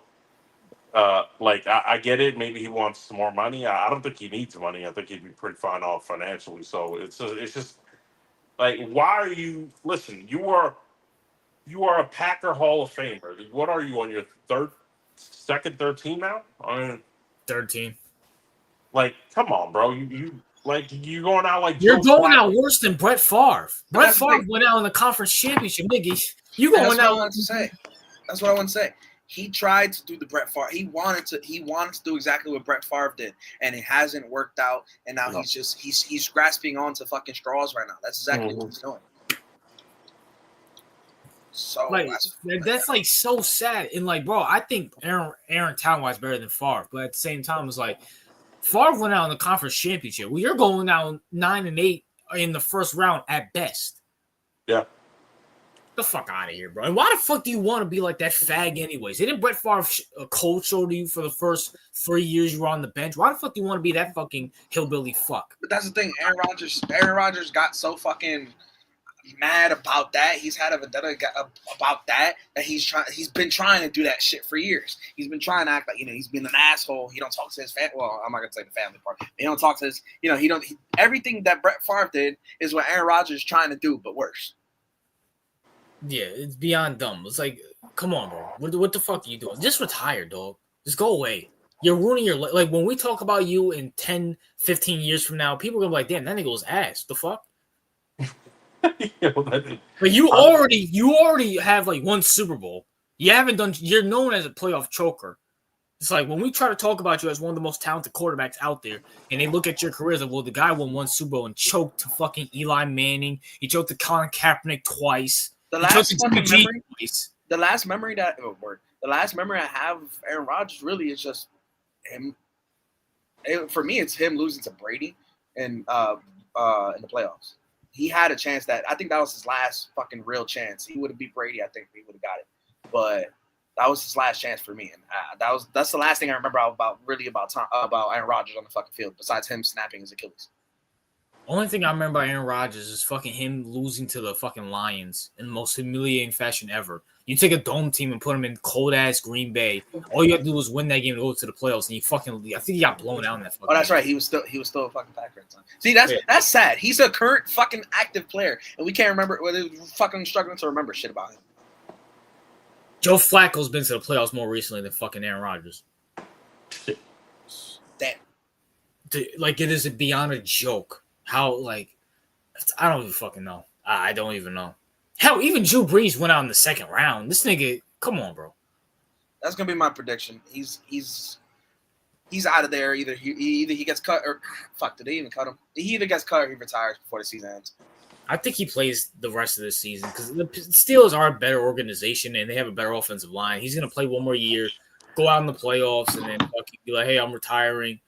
To go smoke some fucking mushrooms. I could definitely. I'm not saying this is gonna happen, but I could definitely see this at the season where Tomlin finally goes under 500, and the fucking Steelers just explode. Listen, I'll say this.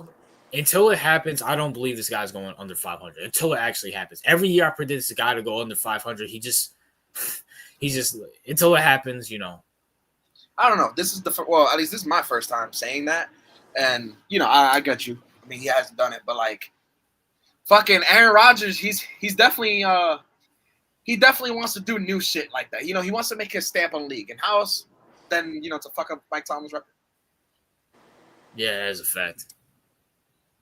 You take it Drew Brees, Aaron Rodgers. Prime for prime? Yeah. Oh, Aaron Rodgers. I'm bringing up the conversation from last time. Just remember you were saying we were talking about that shit last time. You was hating on Drew Brees, but that's a conversation for another day. I don't hate on Drew Brees. I just kind of listen. Drew Brees is great, but at the same time, like, I just think he's kind of overrated. Facts. He's not even the best Saints quarterback. That's Derek Carr. Just retired. Happy retirement. I should fucking block you, bitch ass, for fucking saying that dumb shit. Oh, shit. But yeah, I guess you guys both see him staying the whole year. I don't know if he stays the whole year. I think it's done. I think he's done.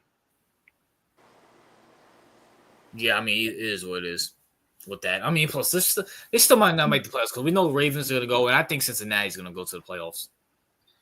All right, listen, I know. So we're out of topics, and you didn't answer me, so I'm just going to mention it anyway. So we were talking about ratings and a bunch of different things. Right? The NBA's ratings have gotten better. The NFL's ratings are still the NFL's ratings. They only went down a little bit this year, but like we don't know how that's going to turn out. But I just want to point out how baseball's ratings have been going up a lot. And I mean a lot. Like MLB's, the viewership on Fox Sports is up 10%. The viewership. No, absolutely not. I'm taking Drew Brees over Eli Manning. That's not even a fucking question. Josh, shut the fuck up. Oh my gosh. Then you started fucking. The viewership on Fox Sports is up 10%. The viewership on ESPN is 22% up. On TBS is 16% up. It's up 69% up from the demographic of 18 years old to 34 years old. Mm-hmm. MLB viewership on MLB Network is up 13% last year. No, wait. This year versus last year is up 13%, and also 27% up on MLB TV. And in fucking Japan, because I've been noticing that shit in Japan, it went up 22% as well. Granted, that's because of like Shohei Ohtani, but there's Shohei Ohtani. There's a lot of Japan. There's a lot of Japanese players. My Mets have one. Fucking Dodgers have two. You know, there's a lot of Japanese pitchers. Disgusting. Well, hold on. This is their ratings across the board in every way. You don't have to like the international stuff, but across the board in every way, ratings have went up a lot for the MLB. And I just want to say, like, the product reflects it. The MLB product reflects it. I don't know. Your thoughts? I think that's a good thing. Baseball has always been America's pastime, and it's been a real shame that it's slipped into irrelevancy, at least for the previous almost 2 decades, right? Yeah. So, I like the fact I'm all on board with it coming back. So, and then you got the other thing is that this year. Is it this year or next year, the World Baseball Classics? I think it's next year.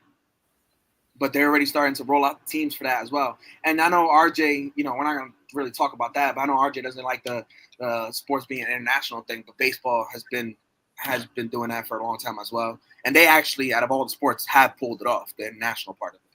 So, like, you add these higher ratings, which is all because, I keep going back to the pitch clock. It's all because of the pitch clock.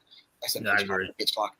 And they're only going to go up. You got these teams. The product has been getting better. It's only going to get better unless, the fucking commissioner does some bullshit rule next year. Oh, next year, you're getting the automated umpires. Not automated umpires, like, the strike zone, all that stuff, the automatic strike zone.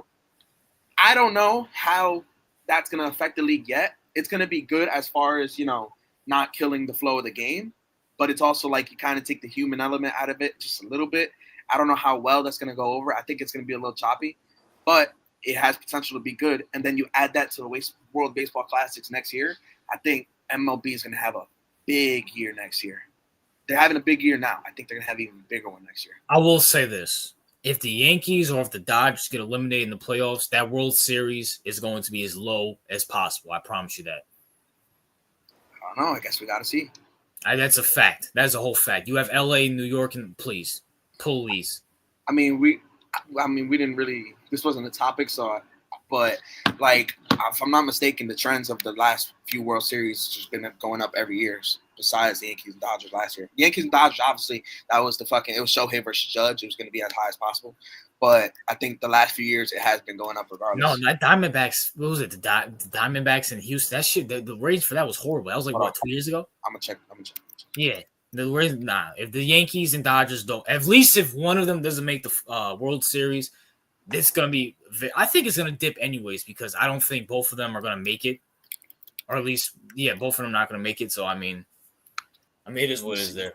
Well, it was fucking Shohei versus Judge last year. The two biggest MLB's two biggest players. They were gonna, of course, it was gonna put out a lot of fucking viewers. But overall, this makes me happy. At least like there's competition in the sports world again. Like there's not. It's always been for the last few years like the NFL just ruling everything. And I'm not gonna get into the whole NFL product or whatever. But at least like there's competition with these sports. It's not. We're reaching a part of the year where baseball is the only thing we have on television, and that is always like a dead part of television. But if the product is as good as it's looking like it is, it just makes it a hell of a lot better. It even makes it better for you. I know you don't stream and do topics of baseball, but let's just say next year you're still doing this and you want to talk about it, you might actually have viewers for that, and it's something. It's good for everybody. I don't know how much. I know you say you watch a lot of Yankees game. I don't know how much baseball you watch in general. But all right, so the problem is, I do agree. The ratings are going up. I just don't think it's a cultural. It's not a cultural thing yet. You know what I'm saying?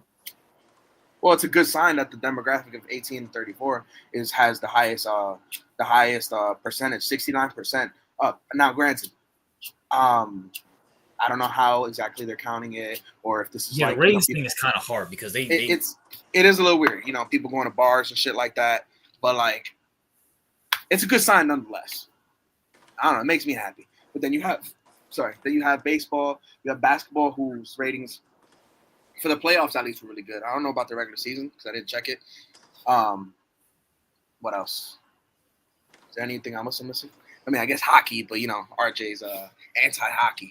Oh, time out. You should be watching hockey. Remember you had that bullshit argument with me and CEO about this hockey shit? I watched, what was that game last? I don't know. You tell us. I was watching it. I didn't see who was fucking playing, but I was watching, like, it was in the background, all right? That's a fucking improvement, all right? It's in the background. So you made us argue that bullshit hockey thing for no reason. The only thing I argued about it was that when I watched it, it was a good game. Besides obviously, people watch it for political reasons. Obviously, I'm not denying that. But it was a good game when I watched it. That's all I said. It was a good game when I watched it. Your point was that now people watched it because of the political thing. Like, wow, this is a good sport. I'm going to watch it. No one cares about hockey anymore. No. My point was that it was a good game. And the fact that the political stuff happened for it, it can bring viewers. I don't know if it did. I haven't checked that. It hasn't. No one cares. I don't know. How do you know? Did you check the ratings? Yeah, the ratings are horrible. No one cares about the fucking the playoffs are going on right now. Ratings this year versus last year. Let's see. All right, go ahead. I'm saying it can. It was a good game. That's all I cared about. It was a good game when I watched it. Let me see you. Have you cared about the NHL playoffs at all? But you never did. But you never did. So it's like, I mean, I just this whole listen, bro. The majority of hockey players are Canadian. All right, Americans don't give a rat's ass about NHL for the most part. No, international players are where it's at, CEO. International. I mean, it's just hockey. I'm not saying it's a bad sport. I don't think it's a bad sport. And that But was I that just, was that was my whole point last time. It was when I watched it, being that I never watched hockey. Obviously, there's a reason why I watched it. But when I watched it, it was a good game. I enjoyed watching the game. That's all I cared about. To no, I deny mean, that, yeah, it's a good game, but no one like it's like when you look at the NHL TV ratings have been declining, particularly in the playoffs. U.S. viewership has dipped significantly, with ESPN, TNT networkings experiencing a drop of 31% and 21% respectively through the conference finals. well, I was about to However, mention. the Canadian viewership has went up. So Oh, there you go, Canadian viewership. But I mean, again, that don't really affect us. I don't know. I mean, hasn't it always been Canadian viewership for the most part anyway? yeah, that's why no one gives a fuck about it. Well, yeah, it's not an American sport. But that's Well, I'm besides. talking about, is Wayne Gretzky American or is he Canadian? He's a Canadian, isn't he? And he came to he played for New York. Okay, Pretty sure he's Canadian, or at least he was Wayne. I have no idea. He's Canadian. He's Canadian, then came to New York. Okay, yeah, I have no idea. But that was my whole point before. It was just a good game at the time. I just had it in the background for a little bit of the playoffs. Like I said, I watched a little bit last year when I was serving at the bar when I was serving in bartending. I was watching it there as well, and a lot of people did come in for the games. Now, that's just my anecdotal experience, but. And that ridiculous fucking claim that if Caitlin Clark was walking down the street, no one know who she is. That was fucking ridiculous too. I don't think people know who Caitlin Clark is, though. That stop. Oh gosh. Oh well, maybe New York, sure. I mean, she's more famous than probably any NHL player. That's a fact for a fact. Well, at the time, like I said, nobody. Even now, like I guess, I don't know. It's a little weird with the Caitlin Clark stuff. I mean, if I go to the street, I'm gonna put the same thing. If I go to the street and I ask about Angel Reese, they gonna know her. Yeah, because of Caitlin Clark. Don't say that, RJ, because you might get smoked. I'm sorry, like come on, bro. Like Caitlin Clark. Listen, you don't gotta like her. You don't gotta like the WNBA, but she's popular. Like if I know people who never watched an NBA game or WNBA college basketball game, but they bought tickets to go to the Times Union Center to watch her fucking play, I'm like, okay, yeah, it has to be her. She has an it factor to her. I mean, I guess. But yeah, like I said, be careful with the Angel Reese stuff. People don't like when you say that it's because of her. It's because of Caitlin Clark. Hasn't the ratings gone down tremendously since Caitlin Clark's got injured? I think they've gotten down a little bit, yeah. But RJ, you didn't like when Caitlin Clark did the choke sign? Watching the Knicks game? Well, yeah, that's a demerit against her for being an Indiana Pacer fan. Let's start. But yeah, no. But like overall, like I said, I think all these ratings have gone up. And by the way, I know we were talking about UFC yesterday. I just want to point out one more time. When I said about the product that I don't like the matchmaking and stuff like that. That doesn't mean the UFC's been suffering. Their ratings have been fine. They've gone up and they've been fine. I'm just saying my grievances with that. I still watch the fucking thing because I do enjoy it.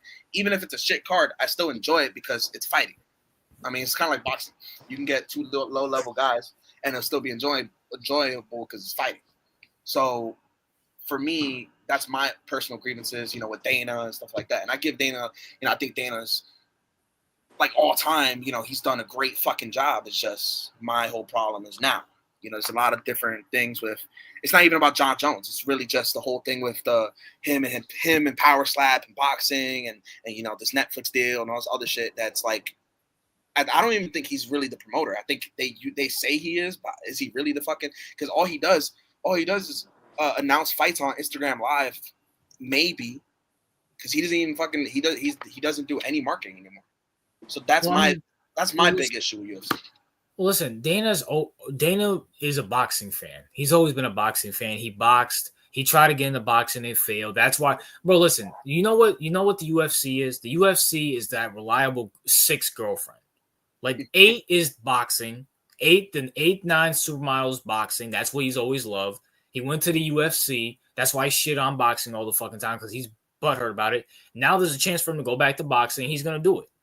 And that's the thing with Dana. Dana has said plenty of times, like, oh, they ask him, like, they try to compare boxing and stuff like that, right? The one thing that UFC needs to do is up their marketing like boxing. That's why boxing is still alive, because of their marketing. They have the best marketing, not named the NFL. They have the best marketing. And Dana can't, he's like, oh, I don't do this that boxing does because, we don't do gimmicks or we're not a clown show, whatever. And which is bullshit because he does gimmicks as well. The BMF title is a fucking gimmick. But nonetheless, or CM Punk was a gimmick. But nonetheless, it's annoying. That's my whole thing with this. We talked about stars. Oh, well, this star. I agree with you to the American part where you can get American stars if they pay. Dana's got to pay the Americans more. Sean Strickland said it best. Nobody's fighting for 10 and 10. 20 grand, and then it gets taxed out, and then you have to pay for your trainers, and then you have to pay your insurance. You're not getting any. That's going to cover what, maybe 2 months of bills. Whoa, time on, flag on play. What? Wasn't someone on this channel saying, hey, Dana needs to start paying these fucking players? And there was two bozos next to me saying, no, fuck that. Pay these guys whatever because we like the product. And I'm like, hey, this is no. Because we've argued about this, and we didn't say we disagreed with paying them more. We talked about overall the product has. That's why at least me. I don't remember what CEO said, but I do know. I said that a lot of these guys, they fight well because they want to get that bonus. That's why, because of the money. I didn't say they shouldn't get paid more. I agreed. Jake Paul said it. I don't fucking want to give him credit. But Jake Paul said it. He can pay everybody 50 grand, 50 and 50, and it really wouldn't affect the numbers but so much when I forgot how he said it, but 50 and 50. And that's perfect. At least, from me thinking about it casually. Paying them 50 and 50, I'm sure everybody would sign up. You would see a lot of more American stars, whatever. But that's not saying that I never said they shouldn't get paid. I just said the product itself has been fine with these guys being hungry for bonuses. At the end of the day, you talk about these people that I mentioned 4 names yesterday that are their biggest star. I don't know where the fuck did you get Rampage Jackson? I have to ask you that. But Rampage Jackson, Rampage Jackson was popular like when I was growing up. What are you guys talking about? Yeah, he was popular, but he's not. To put him in names with John Jones and Ronda Rousey doesn't make sense. No, he's not. He's nowhere near those numbers. Rampage Jackson was great. Even if you want to disagree with that, other than Conor, all the big names have been American. Your 4 names that made the sport were John Jones. Anderson Silva's up there for sure. He made that sport too. Conor, yes, the fuck he did. Yes, he did. No, he did. No one knows who he is.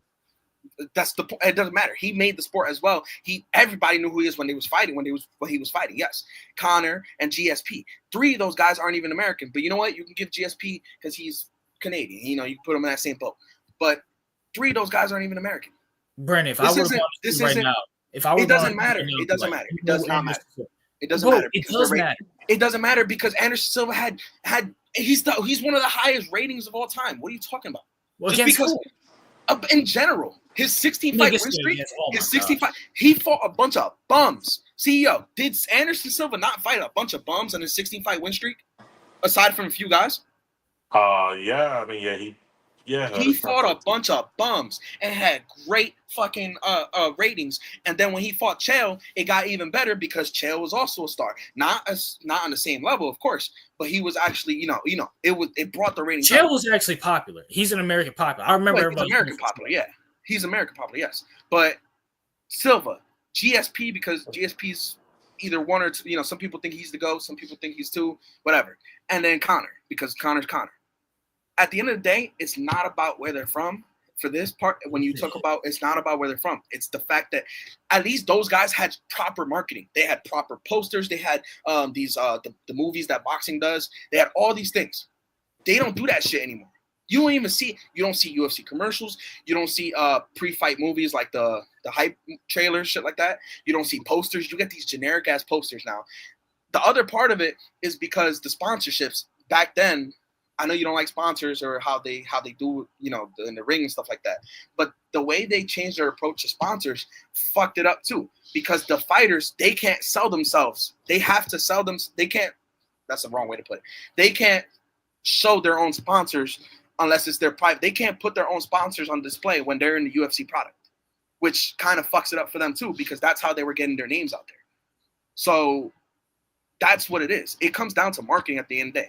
And by the way, boxing's marketing has been horrible. Have you seen Oscar De La Hoya? There's only one good company. That's the BBC. Boxing's this marketing's been horrible. No one even knew Ryan Garcia and Devin Haney were going to fight. And those are the big until what? Until what? Until what? They knew they were fighting once it was getting close because of their marketing. You saw these trailers. The trailers are a big fucking part of it. You see the trailers. Hold on. They trailers. What are you talking? They dumb trailers. They do trailers. They do fake. But they do it. That's the thing. If the UFC does it again, that helps because they used to get them ratings before. They had Conor and Jose Aldo. Two guys, by the way. Jose Aldo, Brazilian. Conor, Irishman. And Conor he was a star, but he wasn't at his peak yet. Those two guys, they made Dana a lot of fucking money. Not American, by the way. I get that. I understand that. Conor is the only exception. I'm not disagreeing with Conor. The rest of these guys. But that was these guys. Go ahead. The rest of these guys, like Anderson, I love Anderson Silva. He's one of my favorite fighters to watch. No, like he's just like he's semi-popular in America. He's very popular in Brazil because I think that's where he's from, Brazil, right? That doesn't matter because when you look at the numbers he brought, it's on par. Well, it's not on par because Conor's higher. Aren't you the same guy that says the numbers could be fake, that they're doing this? I'm talking all the numbers all together. Yeah, there are certain things that can be, but that's not the point. Everything together, the money that was generated, the ticket sales, the viewers, all these different things, they all go in together too. You can't. Just because I don't like it for certain things doesn't mean I'm going to deny it. That's why I said the NFL, when CEO brings up the ratings, I don't like the product, but I can't fucking argue the ratings but so much either. That's why last time we talked about it, I said the ratings went down 1.5%, and we'll talk about it again next year. So we deaded that conversation there. Anderson Silva's numbers were great. They were high. They were one of the highest. And then we talked about Ronda. Ronda, she was ass, first of all. Ronda just got it because she was the only woman in general. And then she got knocked out by Holly Holm, and then another American who nobody gave a fuck about, not because nobody gave a fuck about Holly Holm besides knocking her out. And then Amanda Nunes took over. Amanda Nunes also made Dana a fuck ton of money. So when you put these guys, it comes back down to marketing. The marketing is terrible. They don't do face-to-face anymore. At least boxing still does face-to-face. The sitting at the table, that brings viewers on YouTube, especially. The press conferences, oh my God, that's the worst thing about UFC right now. The press conferences.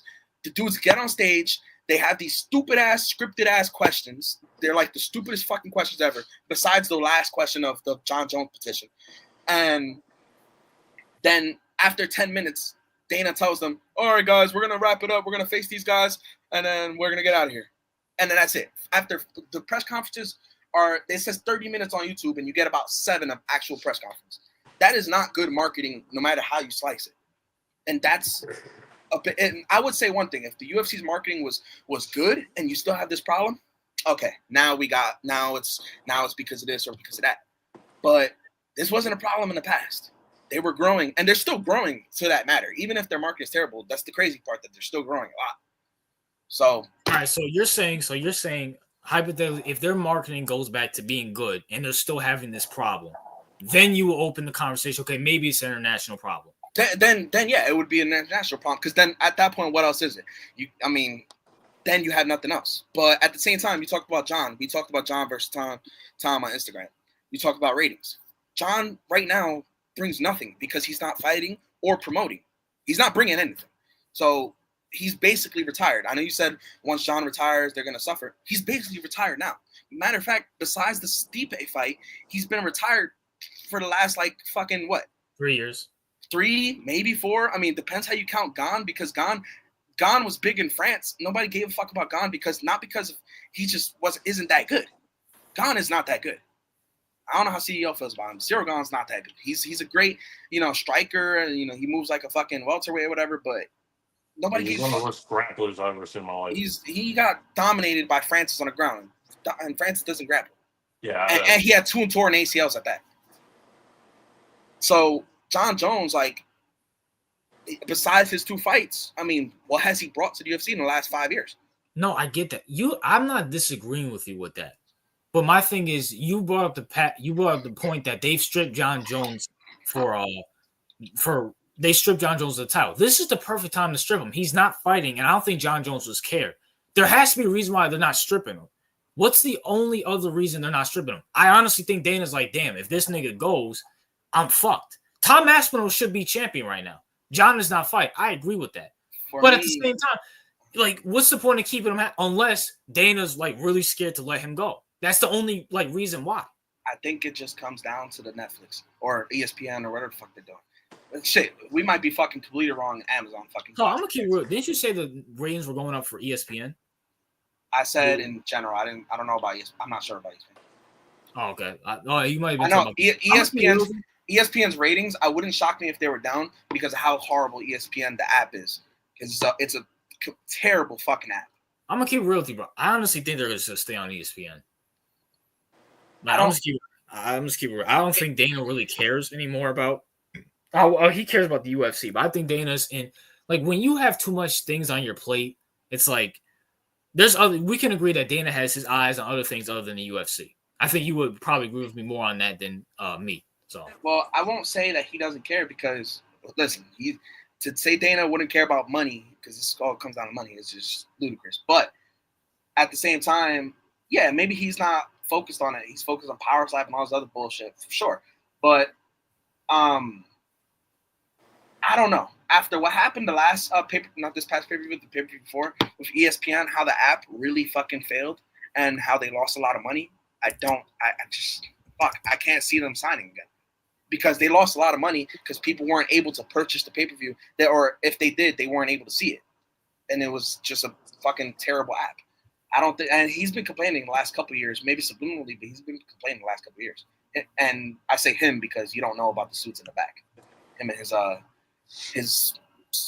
bosses with the tiny hats. You don't know. But I think, I don't know if right now saying Netflix is not interested in signing ESPN. Now, granted, this was a month ago. I don't know if anything's happened since then.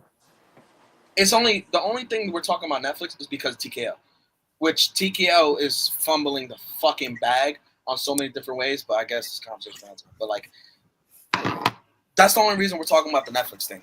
It could be anywhere, and it could go back to ESPN. And I think if it goes back to ESPN, they're in a lot of trouble. But nonetheless, that's why this John Jones thing is still up. I don't think it's because John Jones is champion. I think it's just the prospect of selling the unified fight. You know, John versus Tom. It's probably the biggest fight they could make right now. And they're going to keep trying to use that as leverage, even if it doesn't happen. Now, supposedly, Dana said yesterday morning at like 2 o'clock in the morning on the press conference, he was like, oh, John agreed to the fight, you know, blah, blah, blah. We're just still working stuff out. But he's a bit of a bullshitter, too. Nonetheless. I don't think that fight's going to happen. Unless this Netflix deal happens, I don't think that fight's going to happen.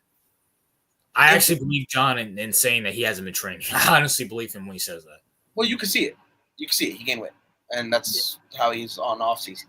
But if you don't see a card for I don't even know. Because if it's gonna happen, it's gonna happen in Madison Square Garden. I agree. So we're not gonna see shit for another 2 months. These guys might be already in camp preparing for the fight, and we still won't know about it until maybe like 2 months before the fight. So I really don't know what they're doing there, what they're planning. I mean, I hope I get to see the fight, but it's just. When's the ESPN deal up? It's up now. It's up now. Yeah, I mean, they still have the rights for it. This is the negotiation time. They had their ESPN had, you know how like GMs they couldn't match a contract for a player. They had their time to do that. I think that part, something like that. They had their time to do that part, and that time already came up. So now UFC is freely able to like negotiate, but they have to come up with something soon. I guess by the end of the year. So even then, ESPN would still. I don't know when ESPN would still give it up when they lose TV privileges completely. I mean, hey, we'll see. I mean, I don't know. Especially with ESPN losing baseball, I think they're going to kind of want to hold on to the UFC. ESPN has too many fucking problems. Like, again, their app is terrible. Nobody watches ESPN, period. Like none of their shows, all their shows suck. Well, yeah, all the shows, but I mean, that's why they want it. That's why, I mean, you're making a good point. That's why I think they'll keep the UFC because they need something because they're losing baseball to TNT, especially now since the ratings are up. So, I mean, they could. I don't think the UFC can save them. I think the UFC can't save them. The UFC's too. It's big in a sense of like it's $1 billion company and stuff like that. But remember, UFC's only 30 years old. They're too small of an organization to keep it alive. Well, tell me, they have all these great European players. I mean, European fighters. But what are you yeah, talking about? But they don't just. They need more than just UFC. They're gonna need more. They can't. No fucking thing is gonna survive. Well, hold on, tell me, they're losing baseball, so they have to keep something. I'm saying if they're losing baseball is still baseball. They're gonna fucking UFC's not keeping them alive. Maybe for a year or two, but UFC's not keeping them afloat. Yeah, but my point is that okay, they're gonna keep UFC and try to get something else. I don't think they're gonna let UFC and baseball go. It depends what they're gonna go after. I mean, they already lost baseball. This is baseball's last year. We don't know what Disney is. Where's baseball going to? It's going to TNT. No shit. TNT, which is kind of surprising because TNT's. You would think they're dying after losing basketball. Fuck, maybe ESPN, maybe they trade. ESPN gets basketball. And I think they're losing college football because that's going to TNT too. All right, see, they're losing a lot of shit. I mean, yeah, maybe they try to keep UFC, but like, it's not going to be enough. And I think if basketball, basketball is obviously going to. Basketball is going to ESPN. What the fuck? What am I talking about? Basketball's going to ESPN. They're still going to have Monday Night Football. I didn't even think. I knew basketball was going to ESPN, but I didn't really think about it until right now in this conversation. And if it's only basketball and UFC, first off, ESPN's going to die. Second, basketball is going to fucking die too. Well, listen, at the end of the day, I mean, I only watch ESPN for the live games, so I really don't care. I mean, if it's a league that you care about, you kind of have to care for obvious reasons. Well, I only have to watch the games. I don't have to watch inside the NBA anymore. That's true.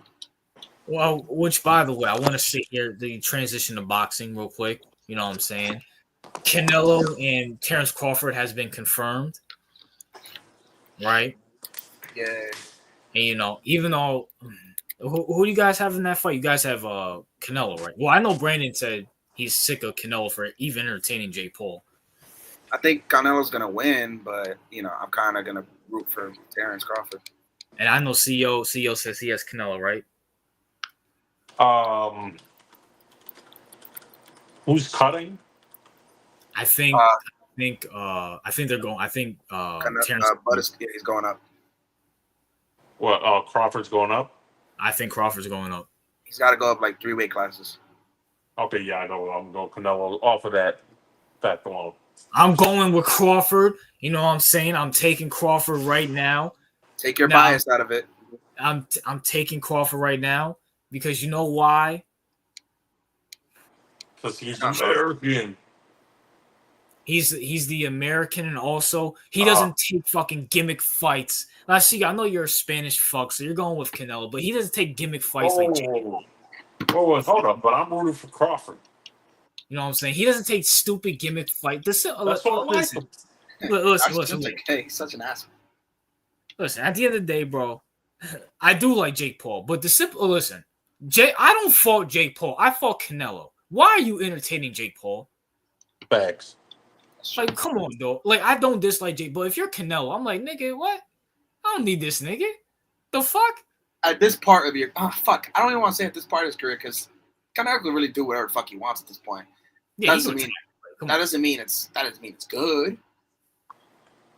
Like, come on, bro. I can understand Tommy Fury because Tommy Fury, like, he's trash. Like, I can understand Tommy Fury because, like, you know, no one gives a fuck about Tommy Fury. Everybody knows Tyson is the main character. Bro. Tommy Fury's fucking trash as fuck, and he still won. Yeah, facts. Like this is what Jake Paul wants to do, right? He wants to wash off the fact that all the people that he fought were old, out of prime, having trained motherfuckers. I just want to point out real quick, Tommy Fury. I mean, I'm gonna take a page out of RJ's book.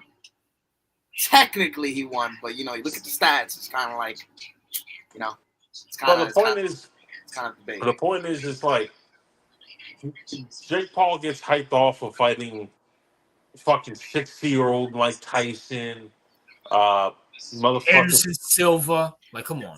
Anderson Silva.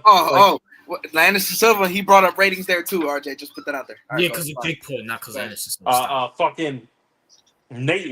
Was he the nigga that knocked out Nate Robinson? Yeah. Was Nate Robinson Jake Paul or Logan Paul? That was Jake Paul. Okay. Bro, like, you can't go from beating up senior citizens and basketball players to trying to kind of like push your way into legitimate boxing at the top while skipping the line, by the way, because he's skipping the fucking line. That's what he wants to do. Well, that's not his. He's just doing what he does. It's Canelo's fault for even like you actually. No, I agree with you on that. Like, I agree with you. That's Canelo's fault. Canelo would be like, bro, I'm not wasting my time with your sorry ass. But he entertained it and dropped Crawford to fight Jake Paul just for him to. I think that whole thing, and I know CEO's gonna fucking pull his hair while I say, I think that whole thing was, scripted. Like, I'm sorry. What was scripted? The whole, I honestly think people said, all right, Canelo, act like you're going to fight Jake Paul so we can hype him up and then pull out to make him look more tougher. Because there's no, what? Jake Paul over Crawford? At least Crawford's a fucking Hall of Famer. And then he went on to fight Williams Cole. Like, come on, bro. Like, come on. Come on, man. I'm going with my boy Bud. RJ, real quick. I know you know how you're so against international fighters and players and all that. You hate them, you hate foreigners. But I don't hate foreigners. I just tell the truth. Americans draw more. Yeah. But one thing that for me just feels like it's been undeniably more entertaining when it comes to boxing has been the European side of boxing. I have. Can you name me some names? Well, you got right now the next title fight. The next big title fight right now is Usyk versus Dubois. That's a good fight, but I mean, granted, it's not. There's slim pickings around the whole fucking boxing anyway. But I feel like that's bigger. That's a bigger fight right now than fucking. It's not bigger than Canelo and Crawford. I know. I don't know, man. I don't know, bro. I don't know. You gotta when you look at the optics of it. Canelo, after what he just did, all his fucking moving parts, and then you have Crawford having to move up. A lot of people are going to pick Canelo because of that. Simple, just from that perspective. It's not as interesting. No, time out. Hold on. This Usyk fight versus Dubois. First off, it's got controversy because of the low blow, and on top of that, it's a rematch. It's a title fight. No, Usyk just fucking dominated. I love it, but like the average fan, I'm like, hey, are you excited for this Dubois fight? But who the fuck is Dubois, nigga? I've seen Dubois versus Usyk. Oh, nigga, CEO's a boxer. He don't even know what the fuck we talking about, nigga. How about this? The one who knocked out Anthony Joshua. Oh, okay. There you go. Thank you. But nonetheless, like overall, boxing wise, I think we got to see it when it happens. But I feel like that's going to end up having higher ratings than we got to see it though. Well, you think that? You think that? Wait, you think the fighter that boxed? That knocked out Anthony Joshua is going to have who's he fighting? Alexander Usyk. He's fighting Usyk. Oh, okay. It's because it's a rematch. Their first fight, Dubois hit him straight. He hit him straight in the body. It was a body shot. They called it a low blow. He ended up losing the fucking fight. You think that's going to do more numbers than Canelo and Crawford? I think so. I mean, stop it. We're gonna see. Listen, it happens. I gotta disagree on that. It happens July 19, live on the Zone. I've been wanting to say that shit. I feel like off a name brand alone, that like, bro, I don't know what numbers Mike Tyson and Jake Paul did, but they probably did good numbers. I mean, are you saying the fight's gonna be better? Or are you saying it's gonna draw more than Canelo and Crawford? I think both. Okay, the fight might be better. Yeah. Yeah, I agree with the fight. Yeah, I agree with that. That's why. Listen, I'm not going to be surprised if the draw is going to be higher. This is just a take. It's just a hot take. I would. But the thing is, I'll be surprised. But I'm just saying, because of how the fight is, like people know that this fight probably is not going to go well for Crawford. It's not going to be. It's going to deter some people. I think people are still going to watch. It's still Crawford either way. Also, I want to ask you: Are you going to fight? Are you going to watch the Pacquiao versus Barrios fight? Pacquiao's still fighting, and I think he's like 50. He just came back from retirement. Yeah, I saw he came out of retirement. I saw that. I want to say no because I don't want to see Pacquiao fucking fight anymore. but I might watch this out of curiosity. Prime for prime. You know, Time out. Whoa. Time out. Because I want to go back to this topic. Because I've been fucking banging. I've been trying to fucking bang this idea in your guys' fucking head for years now. Can you finally admit, now with Ryan Garcia losing, can you finally admit we need to see Errol Spence versus Ryan Garcia now? Can you guys finally admit that? Especially how the way Ryan Garcia just went out. I mean, sure, we can see it. I just don't. I don't find any. Like, it wouldn't be like a matchup that I'd be interested in. Like, I think Garcia still wins. Did you see how he looked against fucking I did, and he got dropped by him too. And by the way, can we finally agree that nigga was on some steroids? Because that nigga looked nowhere near as sharp as build that he did against. Yeah, he probably was on steroids. I don't give a fuck about. But I mean, I think Haney's become like I used to like him. Now I fucking hate him. I think Haney right now is so irrelevant. He's such a fucking fag. I don't know if he sold his soul to Ryan. Might be right. He might have sold his soul to the Illuminati. He has blonde hair now. He's doing gay shit now. So what's with these niggas with the blonde hair? I don't get it. Like, bro, it's part of the MK. I've been trying to tell you about MK. No. Listen, I actually agree with you with the blonde hair thing now. Right before, I would have thought it was ridiculous. Right? Yeah. Because automatically, it's like every time a nigga goes crazy, they gotta get blonde hair. I just don't get it. No, I don't get it. Hold on. Besides one guy, you know who I'm thinking of, CEO? Who? He shares a name with you. Huh? UFC. He shares a name with you. Oh, Oliveira. Yeah. Besides him, he went crazy in a good way. No, I mean, but Oliveira, he didn't do it. I mean, he didn't do anything. It's like he did it because I feel like he legitimately did it off of a fashion statement, but the other niggas do it off like some weird shit, if that makes sense. Like, I'll talk about Odell like that. Yeah. What's up with Kanye? RJ doesn't like Charles, right? I don't know. I like Charles. What are you talking about? Oh, okay. I thought no. I was saying like, bro, like to the average like person on the street or people I talk about UFC with, they wouldn't know who Charles is. Bro, and I just gotta point out that argument doesn't work for everything. It doesn't. Yes, Brandon. It doesn't. I don't understand why you're like because it's the same thing. If let's just say my street, right? Let's just say I go to a street in Union City, New Jersey, who I know is full of fucking UFC fans. And I say, oh, you know Charles? And they're like, all say yes. That's just an anecdotal fucking experience. Charles does numbers. Charles does numbers in every country he goes to, which he's done numbers in Canada and America, right? He's done numbers in Brazil, and he was doing numbers in Abu Dhabi until he pulled out. Like, bro, I'm so like he's just not a big star. He absolutely he's a great fighter, no question. That was the fuck. No. I'm not even Charles fan like that. What's your beef with this take? Like, what is? I'm not even Charles fan like that. But to say he's not a fucking big star is just. What's your ridiculous. beef with this take? Because there's multiple like examples of what me and CEO saying is correct, but you're like against it for some reason. Because it's wrong to say for like Charles, for example, just put it out there. It's just wrong to say he's top 5 stars right now in the UFC and does numbers everywhere he goes. Easily. Yeah, right, but UFC's not doing good. By your account's not doing good. But they are. But for me personally, because of the marketing, yes, that's me. But their numbers have been fine. Bro, I'm looking real. The UFC hasn't like really been popular since Conor went down. Like no one told Conor was general. I remember Conor. Like I'm into UFC right now, and no one knows who I talk about. Besides maybe the one UFC fan that I have that works at my job. No one knows. The only thing that the UFC has declined in is pay-per-view buys, but that's because the fucking streaming's got crazy. But besides that, their ratings have been fine. Right, but once again, you can't sit here and say, "Oh, I don't believe in the NFL ratings," but you believe in the UFC ratings. Like, that's again. Just because I say I don't, at the end of the day, I still said I can't deny their ratings. They have their ratings, and I said they're right. I said that their ratings are good because of their marketing. I've been pretty consistent with this marketing thing. I've been saying the NFL's ratings are very, very good because of their marketing, especially. They have the best marketing in sports. So I've been pretty consistent here.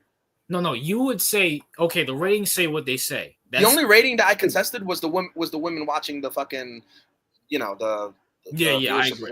That's the only one I contested. I agree, but also you agree with me saying I don't believe in it. I think that's bullshit of the ratings itself. I don't believe that I'm not saying the NFL ratings are bad, but I'm saying like they're cooking the books here. That's what I'm saying. You agree for sure. But at the end of the day, it's an undeniable fact that they had over 100 million fucking views in the Super Bowl. Maybe it's a little overblown because certain venues and whoever's putting on the game and shit like that, how they try to count it, fine. But they still had 100 million views in the Super Bowl, and it smoked every other fucking sport. So that's not just because I think they're lying on certain things doesn't mean that they're not smoking sports, because they are. The ratings of the UFC, they're lying about the rate, huh? Yeah, but they're lying about it. So are they? They're smoking other. I will agree on that. They're smoking other sports. That's a fact. It's the NFL. I agree with that. What changes that? Yeah, they're lying, but they're okay. I'll put it to you like this, right?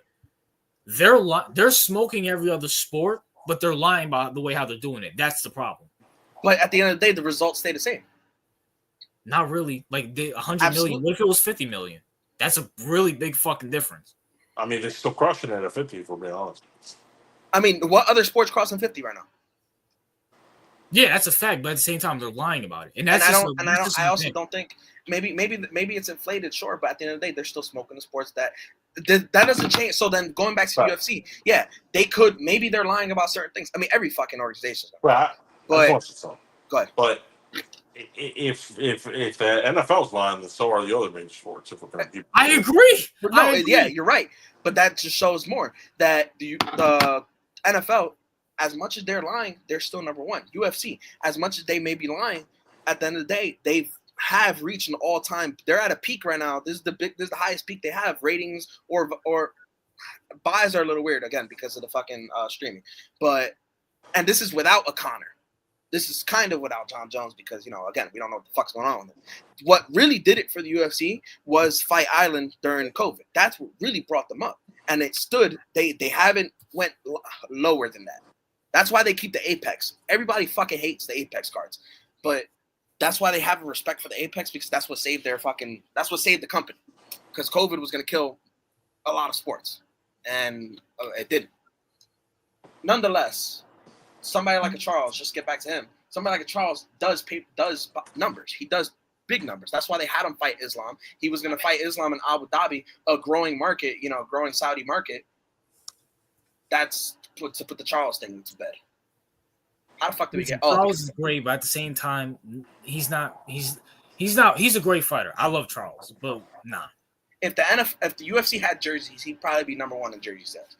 I disagree with that. That he 100% would. I think if they had jerseys, I think Connor and John Jones would still be fucking outside people. No, Charles has like the worst fucking fan base for how big and annoying they are. Okay, he would be number one in those. Him, Jones obviously because it's still Jones, and I'm talking active guys, so obviously we're not talking about Connor or anybody. Fucking Piera would have a big fucking thing. He'd probably be top 3 as well. Who else? No, CEO, have you ran into a Charles fan or like seen a lot of Charles fans on Twitter or anything like that? Oh fuck, he's like on UFC, only on UFC Twitter, yeah. I mean, on UFC Twitter, yeah. Besides that fact, I mean, no one's really randomly talking about Charles like that. I mean, well, for that matter, if we're not talking about UFC social media, who's talking about John Jones off of UFC social media? I mean, if you're a big star, everybody will talk about it. Like, I see fucking people mention LeBron where it has nothing to fucking... Bro, I see people who don't even watch basketball be like, oh, I'm the LeBron of this. I mean, yeah, the culture, basketball culture is a lot different from... Like, these guys live and die. Like, basketball... People who don't watch UFC be like, oh, dang, I'm going to fucking knock you out like John Jones. I'm like, do you even watch UFC? Like, no, I haven't watched UFC. On social media, on any part of social media besides UFC, I've never seen anybody talk about John Jones. Connor, yes, because Connor's a fucking asshole. Stop. Come on. The problem with I mean, even I'm not against.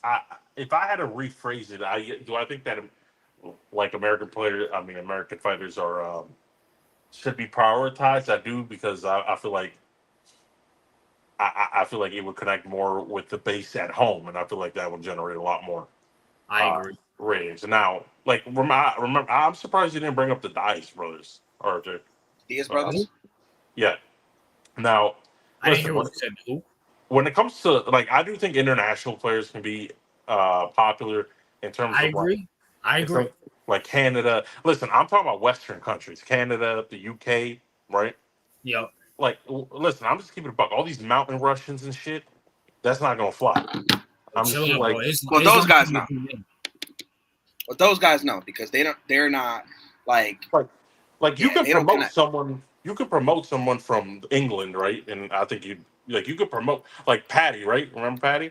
Like you, Yeah. Yeah. Patty's a fag. Yes, that's a fact. yeah, but it's like they need to be Western, like UK, Canada, like the Western sphere. Like the problem is, okay, Georgia. Like I mean, not like Georgia. Fucking where's Kazat from? Kamzat, Yeah, he's from Chechnya. Well, Chechnya and Sweden. no, the other nigga, the one that looks Asian. I forgot. You know the one that You eats said who? goats. You said who? The one that eats goat's milk. Goat's You milk? say he eats gun smoke? Like goat's milk, like a goat. The one Oh, that eats, goat's milk. um, uh, he's that Asian nigga, but not Oh, really. Shavkat. Yeah, Shavka. Where is he from? He's from Kazakhstan. And you know what's funny? Shavkat. Speaking of Yeah, Kazakhstan, I didn't know Kazakhstan had that big of a fan base that they actually do. Listen, Kazakhstan. The only reason people know about Kazakhstan is because of Borat. All right, that's about it. Like, I do think international players can be successful. You know, Latin American players probably can be successful because it's Latin America.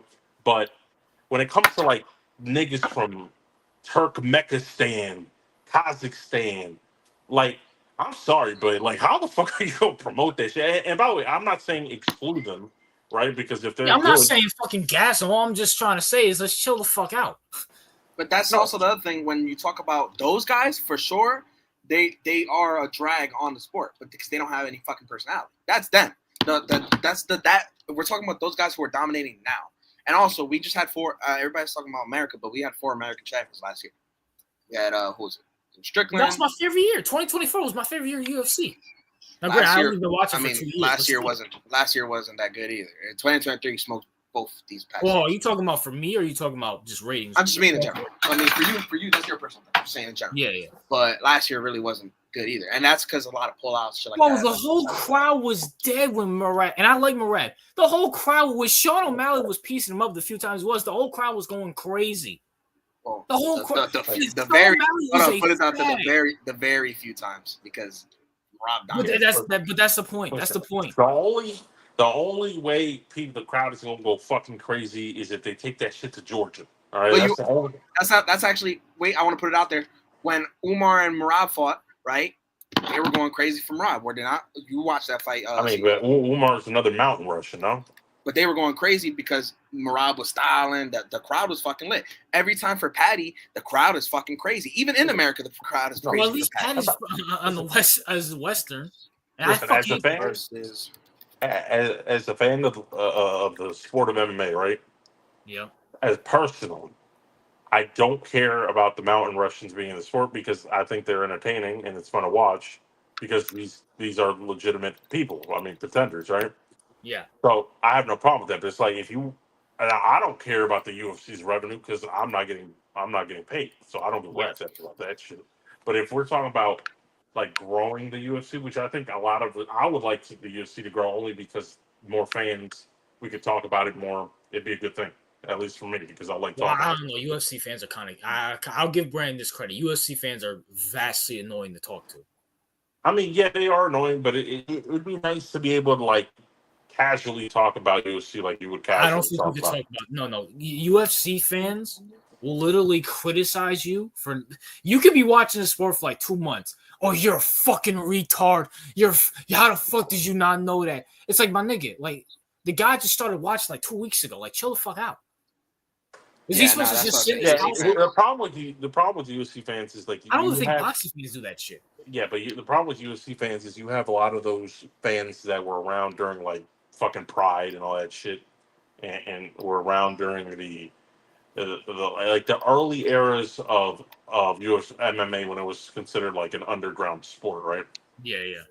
And those ass wipes, like they're like, I came here first, I know more than anybody, like all that shit. So it's like, and by the way, that's not the mentality the company wants to have because they want to attract more viewers. They don't care whether you've been here since day one or you just came yesterday, right? They just want you in the fan base. So that's usually where that comes from. It's just like the people that think they've been here longer and they feel like, oh, I was here before it was popular, that kind of shit. So that's what you got to deal with. But honestly, those people are usually just dick suckers and dick riders.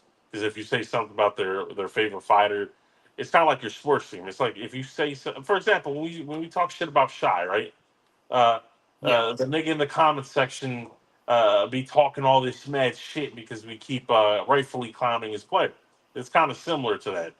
But I get that. Yeah, definitely. Yeah, but it's worse in UFC only because there are no teams; there are individuals. So dick riding is way more prominent in that sport. Also, speaking of now, everybody knows I like Sean O'Malley. I picked, and Brandon can attest to this. I picked Merab, but I was rooting for O'Malley.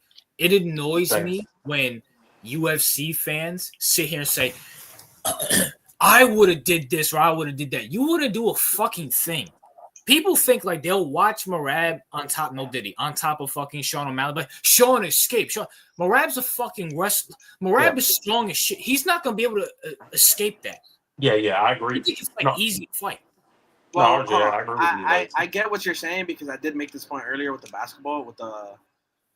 I made this point earlier. I don't remember, but at the same time, that's kind of. I don't think that's the worst thing either because a lot of these people, like, there's a lot of people, for example, when you watch basketball, right? A lot of people who watch basketball played basketball, so they're like, yeah, I would do this, I would do that. Same thing for football, and it's same thing for fighting as well. A lot of people, there are a lot of people who train who also say, I would do this. Unless you're talking about the casual fan, but even then, it's very strong in the UFC. I know what you're talking about. RJ. But the only counter I would say that is that you can obviously it's like the third person perspective. Obviously, you know what to do because you're not under that you're not in that situation, right? So maybe what you're suggesting is the correct thing to do, but maybe it's hard for him to do that because he's exhausted.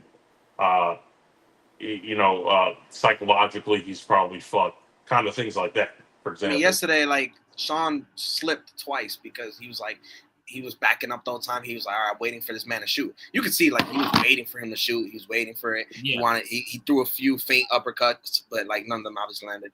But he was waiting for it. Then, psychologically, it got to him. He fucking slipped twice or three times. And he ended up getting fucking, and then I saw a photo, too, of him, like, of his face on the ground. Like, the point is that UFC fans, and obviously they do this for every sport, but in the UFC is 10 times stronger. They'll sit here and say, well, I would have done this and did this reverse, this, that, and the third. It's like, bro, how the fuck? Oh, you're versing another human being. What if you would have did the reversal and he would have had a reversal for it? What are you doing that? It's like they'd be the most unathletic motherfuckers ever. It's like, shut the fuck up, dog. Listen, even though I don't say that, for example, publicly, and I agree with you, it's like, it's hard because these motherfuckers, like Marabi's like, honestly, that nigga's probably half machine or something because I don't know where he's strong as fuck. No, yeah, but listen, I would be like, Marab couldn't do that to me, right? I would be saying that shit, right? Even though he probably could. But it has to do with weight classes because a lot of niggas are like, listen, that's so easy, I can get up from that. I'm like, yeah, if you weigh like 270, 80 pounds, you could probably do that. No, you can't. No, you cannot. No, if you were in shape. That's what I'm saying. Maybe. Yeah, but how many? Hold on. Even if you hold on, because depending, Merab fights at what 135. He probably 135. That's what I'm saying. The weight difference. And then he comes astronomical. In the cage. He's probably like 150 ish, somewhere around there. If CEO, he's not gonna hold you down either. Like, let's say you don't train or anything, he's still not gonna hold you down. He's fucking. No, that's what I'm saying. Merab, like for example, Merab. Like if I like, could he keep me down? Probably if he punched my face and shit like that, right? Now, obviously, but I'm talking about if someone who was more like, let's say I don't know, someone who was at least had trained somewhat. Whoa. What do you mean by hold you down? Like, you talking about like the way he did O'Malley. It's like, because at some point, it's like this. Okay, let's just take someone who can't fight for shit, but is a performance artist. Let's say, at some point, like weight and bigness becomes the thing that surpasses training. At some point, for example, I'm trying to find. Oh, okay, this is perfect. Let's say Kane can't fight for shit. All right. I don't know if Kane can fight. I assume he can, but let's just say he can't fight for shit, right? I'm talking about from WWE, yeah. Like, if Merab hold down Kane or like the Undertaker? Could he do that? I don't think so. Like, I think he can. I mean, because if you're, let's just say we have someone who looks like Kane. It's not Kane, but it's like the average bum on the street, right? Yeah. Now, like, he might have the weight and height, yes, but the stamina, the conditioning comes in. And I'm sorry, you're going to be too tired to get up from Merab, especially Merab, who's probably way more stronger than him too. Like, so Brandon, do you think that Because Kane is like what 7 foot 350. Yeah, I don't see. Like I said, if we're talking like who's gonna win the fight, obviously we're taking fucking Marab. But like to just hold him down, he's too big. He's about 2 feet taller, and like double his weight. Bro, to keep him down would be impossible. To keep him down is not gonna be easy at all. He's not gonna do it. He could trip him. He could trip him for sure. And he could probably trip him a couple times, but to keep him down is not happening. Now, if you were that weight and you were on top of Marab, then it would be hard for him to get away. This is like the gorilla versus the 100 men conversation. Which is a dumb conversation. Yeah, because the gorilla's way. Listen, he's right. Ren is right. Because if you take a gorilla, right, the gorilla's not trained. He doesn't know shit, right? He doesn't know jujitsu. Like he's just a fucking gorilla, right? But it was gorilla versus 100 men. It wasn't specific about the men. It was just a bunch of random bums off the street. I'm sorry, the gorilla's destroying all those dudes. Come on, obviously, because the gorilla doesn't know jujitsu. But then you also forget about stamina. You forget about stamina. You forget about all these things that matter too. Yeah, sure. Yeah, sure. The average guy has good stamina. Okay.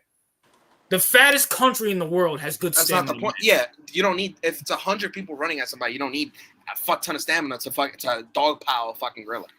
I mean, yeah, you have to be brave though, because you have to be. Saying that they're all brave though. If we're putting brave into the perspective, then all right. Then now we change it up a little bit. Because in real life, if 100 men came and then like the first 10 broke their necks, I feel like the rest would run. I mean, that's probably what happened.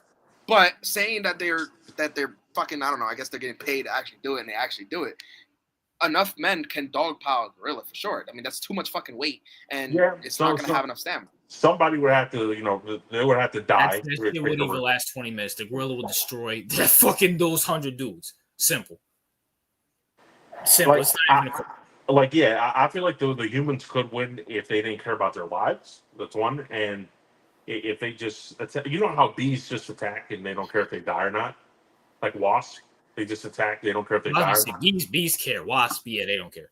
Yeah, exactly. Like I feel like it wasps, right? Let's take me versus like 1,000 wasps, right? Like unless I got away, like if I had to go, I'll probably die out of the sting, right? Of so many tiny stings. So that's what I'm talking about. It's like if humans didn't care about dying like wasps, they could probably kill a gorilla. Bro, y'all do realize the gorilla is like, he has 10 times more testosterone than the men. Right, and not only that, he was scared of the humans because he would break their shit. But taking braveness out of it, and you act, and obviously the gorilla's stronger and blah blah blah blah blah. Yeah, obviously all that, but and faster too. Fine. Well, he's not running anywhere. He's gonna fucking most likely stay in place. He's not. If he runs, he's gonna run out of stamina even more. The gorilla runs out of stamina in about a minute. I hope you know the gorilla has 5 times more stamina than the average human. Actually, bullshit. The gorilla does not have fast twitch muscle fibers. They did fucking study on this. They do not have fast twitch muscle fibers.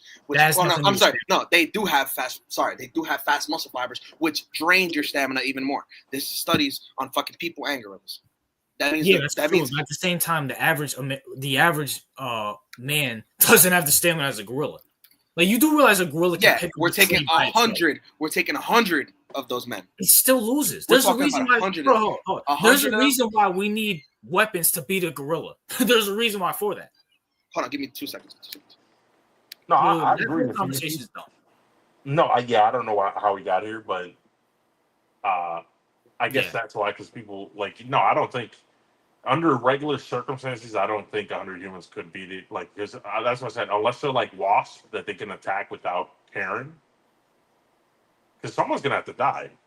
That's what I'm saying. Like, that gorilla could really stand still and kill all those fucking humans. Absolutely not. He'd get dogpiled. He'd have it's too much weight. It is too much weight. I want everybody in the chat. This is the American system saying this. No, it's too much weight. That's just common fucking sense. What's the average man's weight? I don't know. Let's say 180 because we're fat ass. 180. So we're talking 168 times 100, right? So let's round it off to 18,000 pounds. Jesus Christ. Yeah, he couldn't get up. Yeah, but at the end of the day, you're assuming the gorilla's gonna let you dogpile him. that's what you're assuming. How is he gonna stop 100 people from dogpiling? Simple. Not everybody's gonna be going at him. Some people are gonna stay back. if a gorilla hits you with one swing, you're dying. It can break your neck. We took cowardness out of the conversation. That's what we literally said. We took the cowardice out of the conversation. If they have the mentality of a wasp and they don't care about their lives and they're just running at the gorilla, there's no shot that the gorilla's getting up from a dog pile. Yeah, I kind of agree with that. Yeah, I agree. If you take the psychological aspect out of it, then yeah, so you can't argue with stupidity. And you also don't act like a gorilla doesn't get scared too. Animals get fucking scared too. No. I mean, if we took psychological, like the fear element out of it, then I would say the humans would win just because they would die like wasps, but they would keep on attacking until yeah, I agree with that. And we're talking about 100, just 100 random men. When we're saying the average man, so the average man. All right, now if we're including like obese motherfuckers in there, then that's a different. Yeah, we have to include just random motherfuckers. Well, are we talking about random people from the street, or we're talking about the app? It's 100 men. It's 100 men. Okay, well, you would most likely go with the 100 average men. For example, the gorilla's winning within 20 minutes. If Mike and Kachi would be considered average men, imagine like a good mix of that in the group. Would you still have? Yeah, and those guys weigh a lot. I still take that might be 15 minutes, 10 minutes. The average adult male in the United States is 5'9" and 199.8 pounds, so 200 pounds flat. 5'9", 200. Okay. 5'9", 200. In the U.S., we're so fat. I just looked it up right now. Flag on the play. Well, you said the American man or just the average American man? So you're telling me 200 pounds at 5'9"? Yo, that's fat. Get the fuck out of here, bro. No, wait, let me look that up. I can't believe that. Let me see. No, I thought it was 168. I thought it was 5'10". Shit, he's right. Wait. 5'9", right? And 200 pounds, basically. That gorilla's winning in 10 minutes. 20,000. The gorilla's not getting up from the 20,000 pound fucking dog pile. Time out. So the gorilla so the humans are running towards the gorilla. So they're gonna run out of stamina for that. 5'9" and 200 pounds. So their stamina is gonna be fucked. Are they even? We don't know how good the jumping is. Come on, bro. Like get the fuck out of here, The men are fine. The men are fine. Trust me, the men are fine.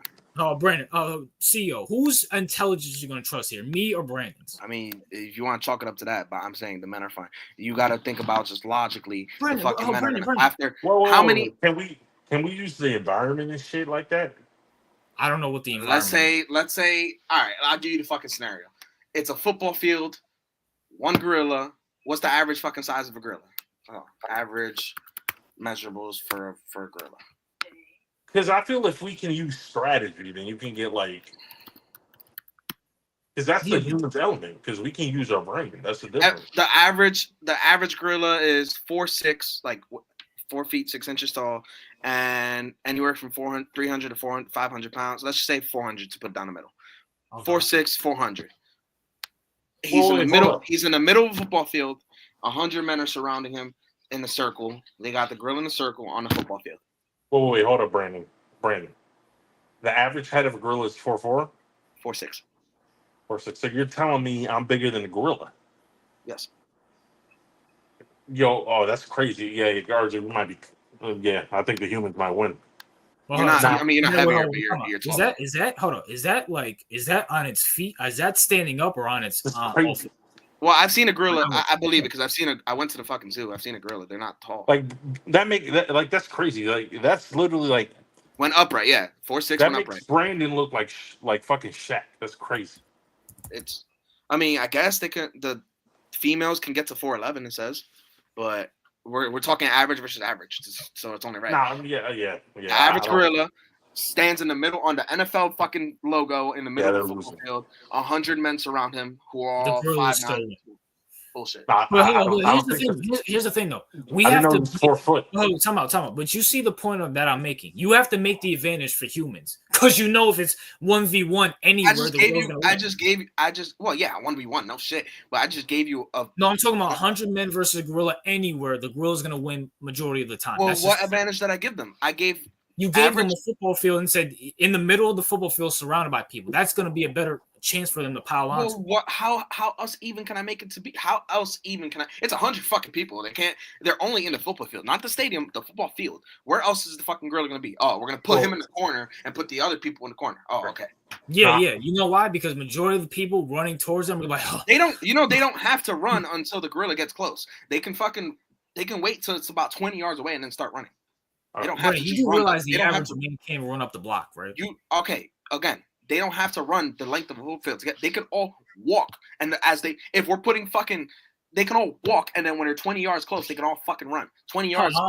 20 yards, nothing. People get gas walking too. By the way, too. I'm not even joking when I say that. It boggles my mind how many people get gas just walking. All right, how about an African gorilla? Would that change shit because they're bigger? You said what? Average, I guess. Let me see. Hold on.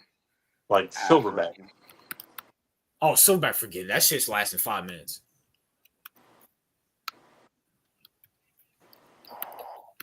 Well, they didn't specify what gorilla we're doing. Yeah. Still 4'11". Oh, it says anywhere between 4'11" and 5'11". So what's the middle of that? 5?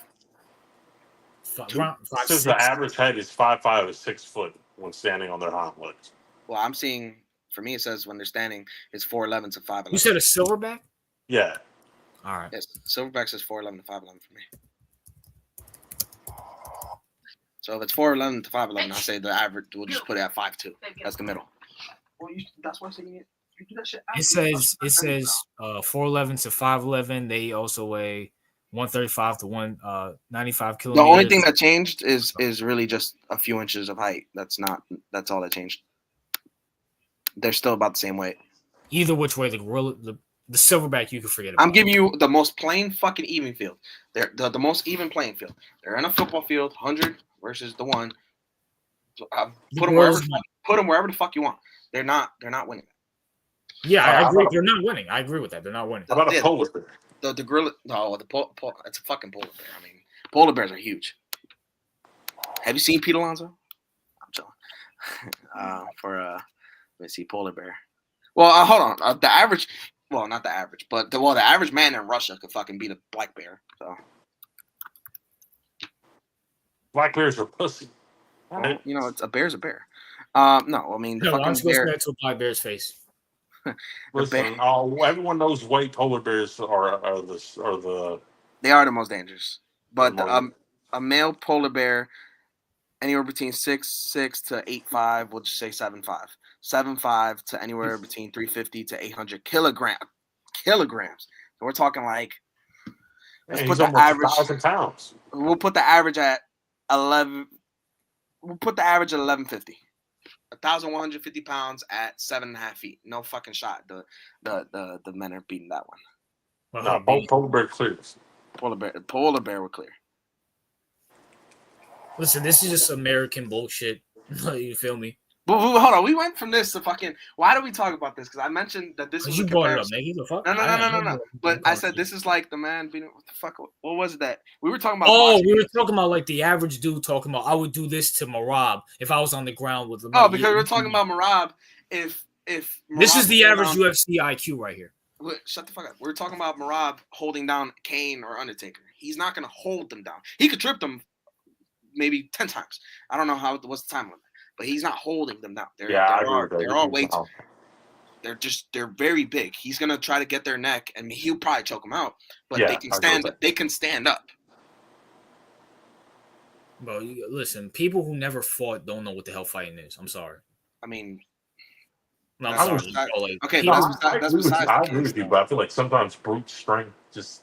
Like Brandon and Kaiju, you're fucking retarded because I'm not saying. All right, how about this? We're not talking about their WWE shit. We're talking about just them physically. Let's take. I don't know. Oh, could Amanda Nunes keep down? You added a girl to the situation, so he might change his mind. No. A trained girl's whooping an average nigga's ass. We're not talking about beating in a fight. Yeah, we already. Could she keep me down, for example? Well, no, that's a female. We agree that male and female. Hold on. She's got the same measurables. She's bigger than Amanda Nunes is taller than Marab and about the same weight. She's stronger than Marab. We don't know. Okay, Brandon. So we put Marab and fucking Amanda Nunes in the I'm fucking. obviously bullshitting, but like Okay. to say I'm that about to Marab say, nigga. and so Amanda Nunes. So Hold on, Angel can Reese Amanda is better than so Angel Reese versus Jalen Brunson. Pick Angel Reese. Amanda Nunes? Yes, No, sorry. Amanda Nunes isn't. If you're gonna say Amanda Nunes can't hold down CEO, can she hold down CEO? No, she can't. But they work. But Marab could hold down somebody who's yes, dude. Bullshit. He's fucking strong. Bullshit. He's What 10 the fuck are times you stronger. talking? Well, we're taking. Yes, if you take away punches and chokes, obviously, right? Just what's holding down? What is holding down? Literally, just holding him down, like physically on the ground. Yes. Yeah. Yes. No, I don't believe it. Stop it! Like, what are y'all talking about? But without punching, and without punching, without anything, just a straight. She can hold down CEO, but she can't hold down CEO. But Marab can hold down fucking 7 foot, 350-pound King. Oh, yeah. Yes, nigga. This is worse than a fucking. This is worse than the humans are meat argument. Get the fuck out of here. You're comparing a woman to a man. You're comparing a woman to a man. Okay, but what is Marab to Kane? That's 7 foot. That's like another gender at that point. Marab's an actual trained fighter, and he's probably stronger than Kane. She's a trained fucking fighter too. No, they both train. Okay, so in that case, we should allow. All right, you know what? How about this? We should allow trainees to fight against women. No. Let me change it again. Let me change it one more time. We'll dead it here. Kayla Harrison, who just won yesterday. I was happy she won. Okay. She's 5'10" maybe. She's about 5'10". She's 5'10", and she weighs 135 barely. So she's really like 160 because she got all that fucking muscle on her. She can't hold down CEO. But Marab can hold down. I don't know. She might. She's pretty strong. Amanda Nunes got the same measurables as her. I think she's stronger than Amanda Nunes, but let's just say no. Let's just say no. Oh, let's just say no. Okay, yeah. Get the fuck out of here, bro. Because you guys are retarded. Out of here, No. RJ, you gotta understand when you're Kane size, you're almost practically a different human being. If we're being honest, because no, but you're talking about Kane himself. I'm talking about a random guy on the street. That's a random guy on the street's like 5'9", 5'8", and weighs 200 pounds. But there's guys built like Kane. There's guys built like Kane walking around the street. Rare, but I don't know about that. Was pulling them down. Like, they don't have the stamina and they don't have the. The only guy that I've ever seen built like Kane in person was Shaq. I just don't see people. Yeah, I gotta call Captain on that. RJ. I just don't see people walking around like Kane. I've seen Shaq in real life. I've seen some people. I've seen some people as tall as Kane. Bro, Marab's not holding down. He can trip him. He can trip. Listen, Marab can trip him. I'm not saying that. He definitely can because he does the judo. Fine. He's not holding him down. He could choke him out. He's not holding. He could. Bullshit. Kane is not 7 foot. How tall? Kane is 7 foot. Yeah, Kane is 7 foot. No, he's taller than the Big Show. Kane is 7 foot. I don't know if he's taller than Big Show. Bullshit. Look it up. I did. He's not. He's taller than the Big Show. It says he's 7 foot.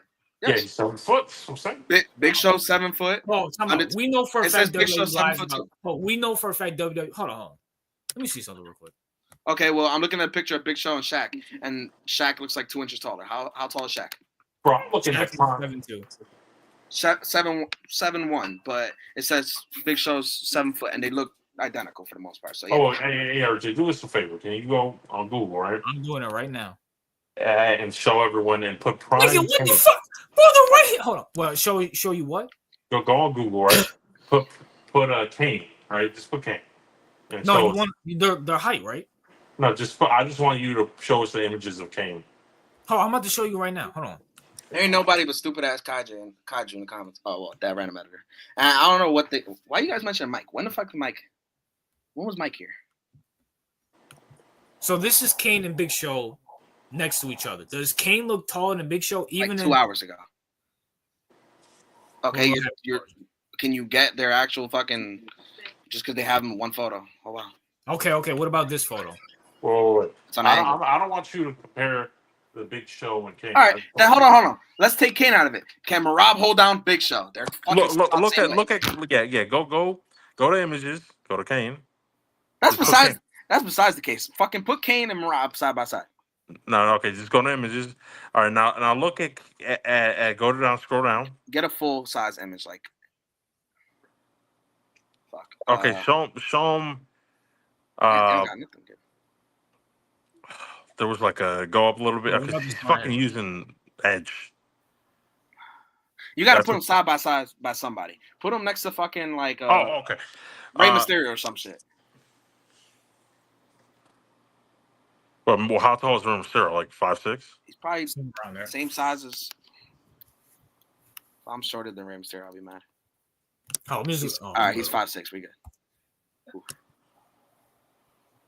right, what do you want to do with Kane? I have a picture of the Great Khali and Rey Mysterio. We should have said Khali. That would have been. Yeah, you put Rey Mysterio. Like you said, next to Rey Mysterio. And Rey Mysterio. You can put versus Rey Mysterio. Oh, come on, bro. Oh, here we go, right here. Marab also weighs less than Rey Mysterio. No fucking way, bro. No fucking way that nigga's keeping that nigga down. Zoom in. If you can. I can't. This is. Hold on. No fucking way. All right, that's the best you can do. Whatever, it's fine. Yeah. No way, bro. And Rey Mysterio weighs more than Marab, so just imagine just a little more leaner. You can't keep him down, bro. No way. Bro, first of all, Ray's not a trained fighter like Marab. No, we're not using him because it's Rey. We're using him because of the measurables. Rey is bigger physically than Marab. And Ray's not. How much does Ray weigh? Here, I don't know. Fucking let's see. Rey Mysterio. WWE. Anybody who follows WWE knows they lie about their bullet. They said John Cena was like 6'5". They say Ray's 175. So maybe Marab walks around just a little bit less than that. You're gonna call bullshit, but these are not. All right, again, he's gonna use the numbers he likes, I guess. Everybody know, even WWE wrestlers say, "Yeah, I'm not that." WWE lies. Well, what else are we gonna go off of? Fucking what we think it is? Oh, I just showed you. Big Show's taller than Kane, and they have Kane taller than Big Show. Okay, does Marab hold down Big Show? Now, Big Show has a lot of mass, so yes, I will. So does Kane. Kane, yeah, they weigh almost the same. I will say that. Yeah, I heard of Robert Wadlow. Didn't he die young? The world's tallest man. He died young. They're gonna die young because they're too big. Anybody who's tall is gonna die young because there's so much. It's a miracle Shaq is still alive at 50. Shaq's only like 50. 50 something. That's a miracle. Anyway, They say thank you. They said Kane's height is 6. I mean, that's still pretty tall, but still.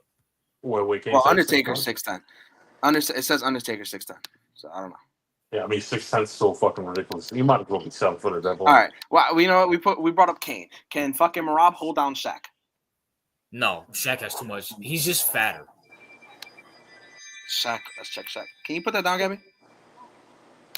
Shaq is 3. Shaq is lighter than Kane by 25 pounds, or at least prime. At least prime Kane. Kane height and weight. Because wasn't Kane 350? No, they're the same. 325, 323, they're the same. So they're the same. They're the same with the same fucking height for the most part. So the only difference is Shaq is slightly taller. I don't think they're the same. I mean, look at Shaq and look at Kane. Like, come on, man. They're not the same. Is there a number you're gonna believe? No, Brandon, you know WWE lies about bullshit. We're talking about Shaq now. So I said no. Marab's not holding him down. I guess the 2. I guess the 2-inch difference made a big difference, and the 2 pounds. You guys are just fucking stupid, bro. I swear. Because I told them fucking idiots. You don't believe any. You talk about me not believing fucking certain ratings. You don't believe any number. Yeah, because WWE's been confirmed to lie about shit. That's a fact. Am I the only one that's like? They're not just weighed out in WWE. They have other fucking parts of their careers too. But they're going off of WWE. I literally just showed you Kane and fucking Big Show. Oh no, that's fake. Kane's taller. No, he's not. Gosh. Like, what are we talking about? I mean, honestly, I feel like UFC kind of lies about the height system as well. I don't. Maybe. I mean, I don't see what the point is. I don't see that. It's not as important. Yeah, in WWE, bigger is better. No diddy. Right, even then, let's just say, fucking.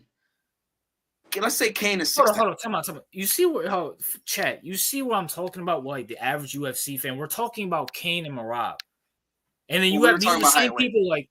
Oh, you're the one that brought up their strength. No. Don't try to blame that shit. Don't try to blame that. You brought up their strength. Like, shut the fuck up. You brought up the strength. RJ, what we're trying to prove to you is that at some point, brute force out, like brute force in mass. At some point, it doesn't matter how well trained you are; it will surpass your training. That's all. That's cool. CEO, The average UFC fan is not well trained or in shape. But I was talking about the average. We're talking about like that's what we started with. I said what annoys me. 2 seconds. CEO, you remember? No. It has nothing to do with this. CEO, you remember yesterday on the Discord, right? When I was saying that Kaiju can't make his own opinions and he latched on to whatever you said, right? Yeah. Uh-huh. He just did it right now with RJ. He said that's another reason why the product is trash. Talking about WWE because I don't believe they're height and weight. This nigga never ever said shit about that. He didn't even know that. You couldn't go one stream without roasting this nigga. He didn't even know that until RJ said it. I just want to point that shit out right now. No, this is Kaiju we're talking about, right? He didn't fucking know that until you said it. This motherfucker cannot come up with one opinion by himself at all. That's all I want to say. Yeah, I mean, I just had to point that shit out. We saw it in real time. Also, you guys still gonna argue about fucking gay ass politics in the Discord? No, it just happens because sometimes people are gay. Well, wait, how does it feel not to think like a fucking bot? You know what I'm saying? Wait, RJ, what did you say previously? I didn't hear you. Are you guys still gonna what? Talk about politics in the Discord. I mean, that's what's popular. You know what I'm saying? Bro, you have the NBA Finals. You got MLB doing good things. And you want to talk about Elon Musk and Trump, a scripted narrative, which you can see was scripted. All right. Listen, first of all, politics is pretty entertaining. It's entertaining. Thank you. It's entertaining. Like if you don't take it like personally, right? Like I don't care that Kaiju's a dumbass, a dumbass Loki, right? But if you don't take it personally, it's actually fun to talk about. Like, I mean, listen, if you look at the whole Trump Elon shit from a purely entertainment aspect, it's actually pretty hilarious. I mean, RJ, you enjoy talking about if certain things are scripted, like the Mavs, or, which we know is scripted, so it's not that much different. Yeah, right. But like people don't take sports as seriously as like politics for good reason, which I agree. Yeah, but Kaiju, don't blame me for the politics. I'm not the only one that brings it up. I bring it up every now and again. Ever since Brandon came back into the Discord, we've been on politics ever since. It ain't just me. Wait, hold up. But yeah, I would agree with you if we were in a group chat full of sensitive people, but we're not sensitive. This nigga. How many times did he mention? How many times did he mention red pill and then try to agree with that? I would disagree with that. Fucking Donnie, Brandon, and Kaiju, they be taking that shit seriously. No. They fight with each other, but it's not serious. Like it's just funny. Like, for example, like I'm sorry, there ain't nobody gonna sit there and write a paragraph if they're not taking it seriously. Well, hold on. That's not. Yeah, wait. Let's use that. Cause we were just arguing about fucking Tom and John the other day, and we argued about Tibbs when Jalen Brunson got hurt. We've gotten some arguments where we both written paragraphs back and forth. No, yeah, that's a fact. We took that seriously. Yeah, but when I mean seriously, I mean like no one's gonna be like, oh my God, you get the fuck out the group chat because you're fucking Kamala right? And now Kaiju says that Drake and Kendrick Lamar wasn't scripted. All right, I guess that's a good way to put this shit to bed. Yeah, yes, it both. I proved to you if it wasn't scripted. Kaiju, bro. No, Kaiju, you need some theatrics. I thought you were gonna give it to him. I thought you were gonna give it to him. Listen, I'm. By the way, someone actually did a count. Rozier, who's ironically not in the chat right now, has the most donkey days out of everybody. I think he has like 15. Jeez. Who's second? He some guy I think on our last podcast, he literally went back. Shout out to I forgot his name. Lil CJ. Shout out to Lil CJ. He's a Kyrie fan. He said Rozier has 15. I think he said Kaiju had like 5. Master J has 7. Michael has 3, which I'm actually shocked about. He says Playoff Shay has 2 and some other shit. So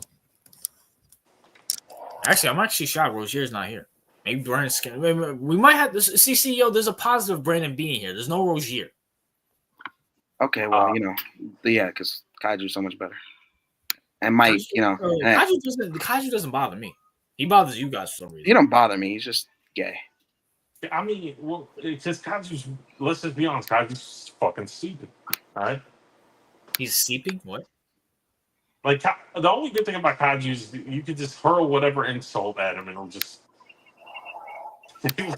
it'll bounce right off him.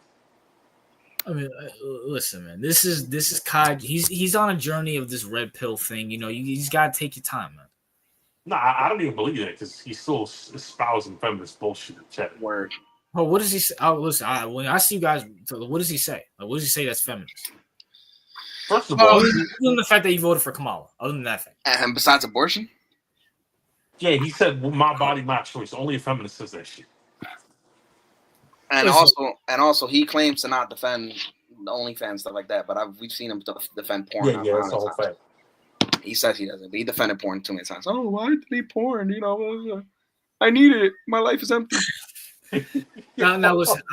I don't think porn's the worst thing in the world. Like, I don't know why it gets. Not granted, do I sit around obsessed with porn? No. But at the same time, it's like I don't care if it's there. I'm not gonna say or defend it. If they got rid of it, I wouldn't care. If I don't have porn, I have to go back to the gas station, like fucking. Not. I mean, Michael did keep saying he roasted Brandon. I saw one comment from Michael like at 10:30. All right, I don't know what the fuck. Fuck Michael. What were we talking about Michael for? We're just talking about Kaiju. I mean, unless they're the same person, but I never thought that. Well, they're not the same person. I mean, you know what? Before I go to this boxing match between Michael and there we go. That's how he's gonna look. Kaiju. That's how he's gonna look at the end of the boxing match for any of us. I mean, Pornhub is overrated. If you're calling porn overrated, that just means you fucking sit there rating porn. You fucking fact, bro. Like, what the fuck? Why are you sitting there rating porn in the first place? You fucking queer. Oh, yeah. Bro, I love how like Kaiju just sits there and just says, you know, just like, oh my god, bro, can you believe that movie or show is so overrated? Like this motherfucker casually just says, you know, porn is overrated. What the fuck? Yeah, he did it to himself. Fuck you sitting there rating porn for. Apex Jazz said, "Look, Kaiju's better than Mike." Well, I don't have any pictures of Mike of Kaiju crying. He was crying in this photo. It don't look like he's crying in this photo, but he was crying. By the way, Kaiju, can you please change your profile picture? Yeah, what is that? What is that cartoon or whatever the fuck that is? I thought that was just an anime girl. It looks like some kind of cartoon I've never seen. Whatever it is, we don't like it. Yeah, like stop. That's probably like majority of the reason why fucking Brandon and CEO get annoyed. They have to look at that picture saying dumb shit. Yo, so fat. Like, am I wrong, Brandon and CEO for that? I'm gonna zoom in to see what it is for. Oh no, it's just a fucking. It looks like a dinosaur. No. I'm talking about his Discord. His Discord. Yeah, it's an anime girl. Yeah, it's like, come on, bro. Like I hate the trend of like the younger people nowadays are just and younger males are nowadays just love using anime girl profile pictures. Like what the fuck? When the fuck did that come about? Well, that's what happens. That's what happens when you take the dad out the household. Like if you have an anime like girl profile picture already, and you're a guy, I already know you're a fucking virgin. It's not even. Well, me and Brandon have a few friends in our group chat that fucking. I'm trying not to roast them. I mean, come on. I mean, listen. If y'all know them, you should tell them that that's some faggotry, right? Behavior. Listen, I can't. Listen, man, I can't. I'm at a point in my life where that it was some random as a pic of an anime character with bug eye. Okay, well. You know, listen, we can't fault him. This is how Kaiju makes his living. Doesn't he? He works at an anime shop. And, you know, then he goes to the gas station after that, and then he cuddles with that anime pillow. Like, what you want to say? I mean, see, you got a profile picture of a dog. So, I mean. Yeah, what's wrong with the dog? It looks like a cigar. It's a well, I like puppies. It's a well distinguished dog, you know. And then you got it's a cartoon. It's just like Kaiju's thing is a cartoon. Well, no. There's a difference between having a dog that has zero sexual appeal, right? Okay. Versus someone using an anime girl that's hypersexualized as their profile picture, which just screams, "I'm a degenerate motherfucker that stays watching lollipop porn on my laptop." All right, it's a difference. Well, you know, we all. Brandon's woman crush. Brandon's crush right here, man. What are you talking about, crush? That's a picture of Kaiju.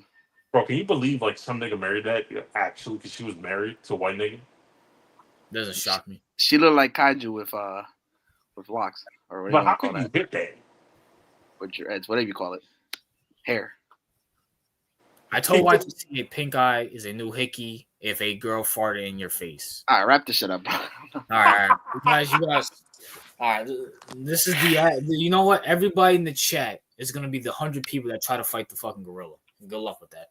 I'm going to put this is Michael's pillow. This is what this is what YTC told me this is Michael's pillow. All right. Well, CEOs, anything you want to say to the chat? Yeah, just try not to be like Haji. That's about it. Brandon, is there anything you'd like to say with the chat? I think those are wise words that we can end it with what CEO said. You know what I'm saying?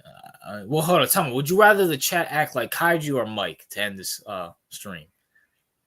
Kaiju, because sometimes Kaiju disappears and you don't have to hear about him. CEO? Then Mike is just Mike. It's just. I mean, Mike. I don't know. It depends. Do you want to hear about lollipop girl? I mean, whatever you want to call it. You want to hear about fucking anime girls, or you want to hear about fucking good sex from Oh yeah, that was bad. Yeah, that was bad too. I forgot about that. I mean, nigga, I ain't picking. They both suck dick. How about that? Yeah. But until next time, everybody, peace.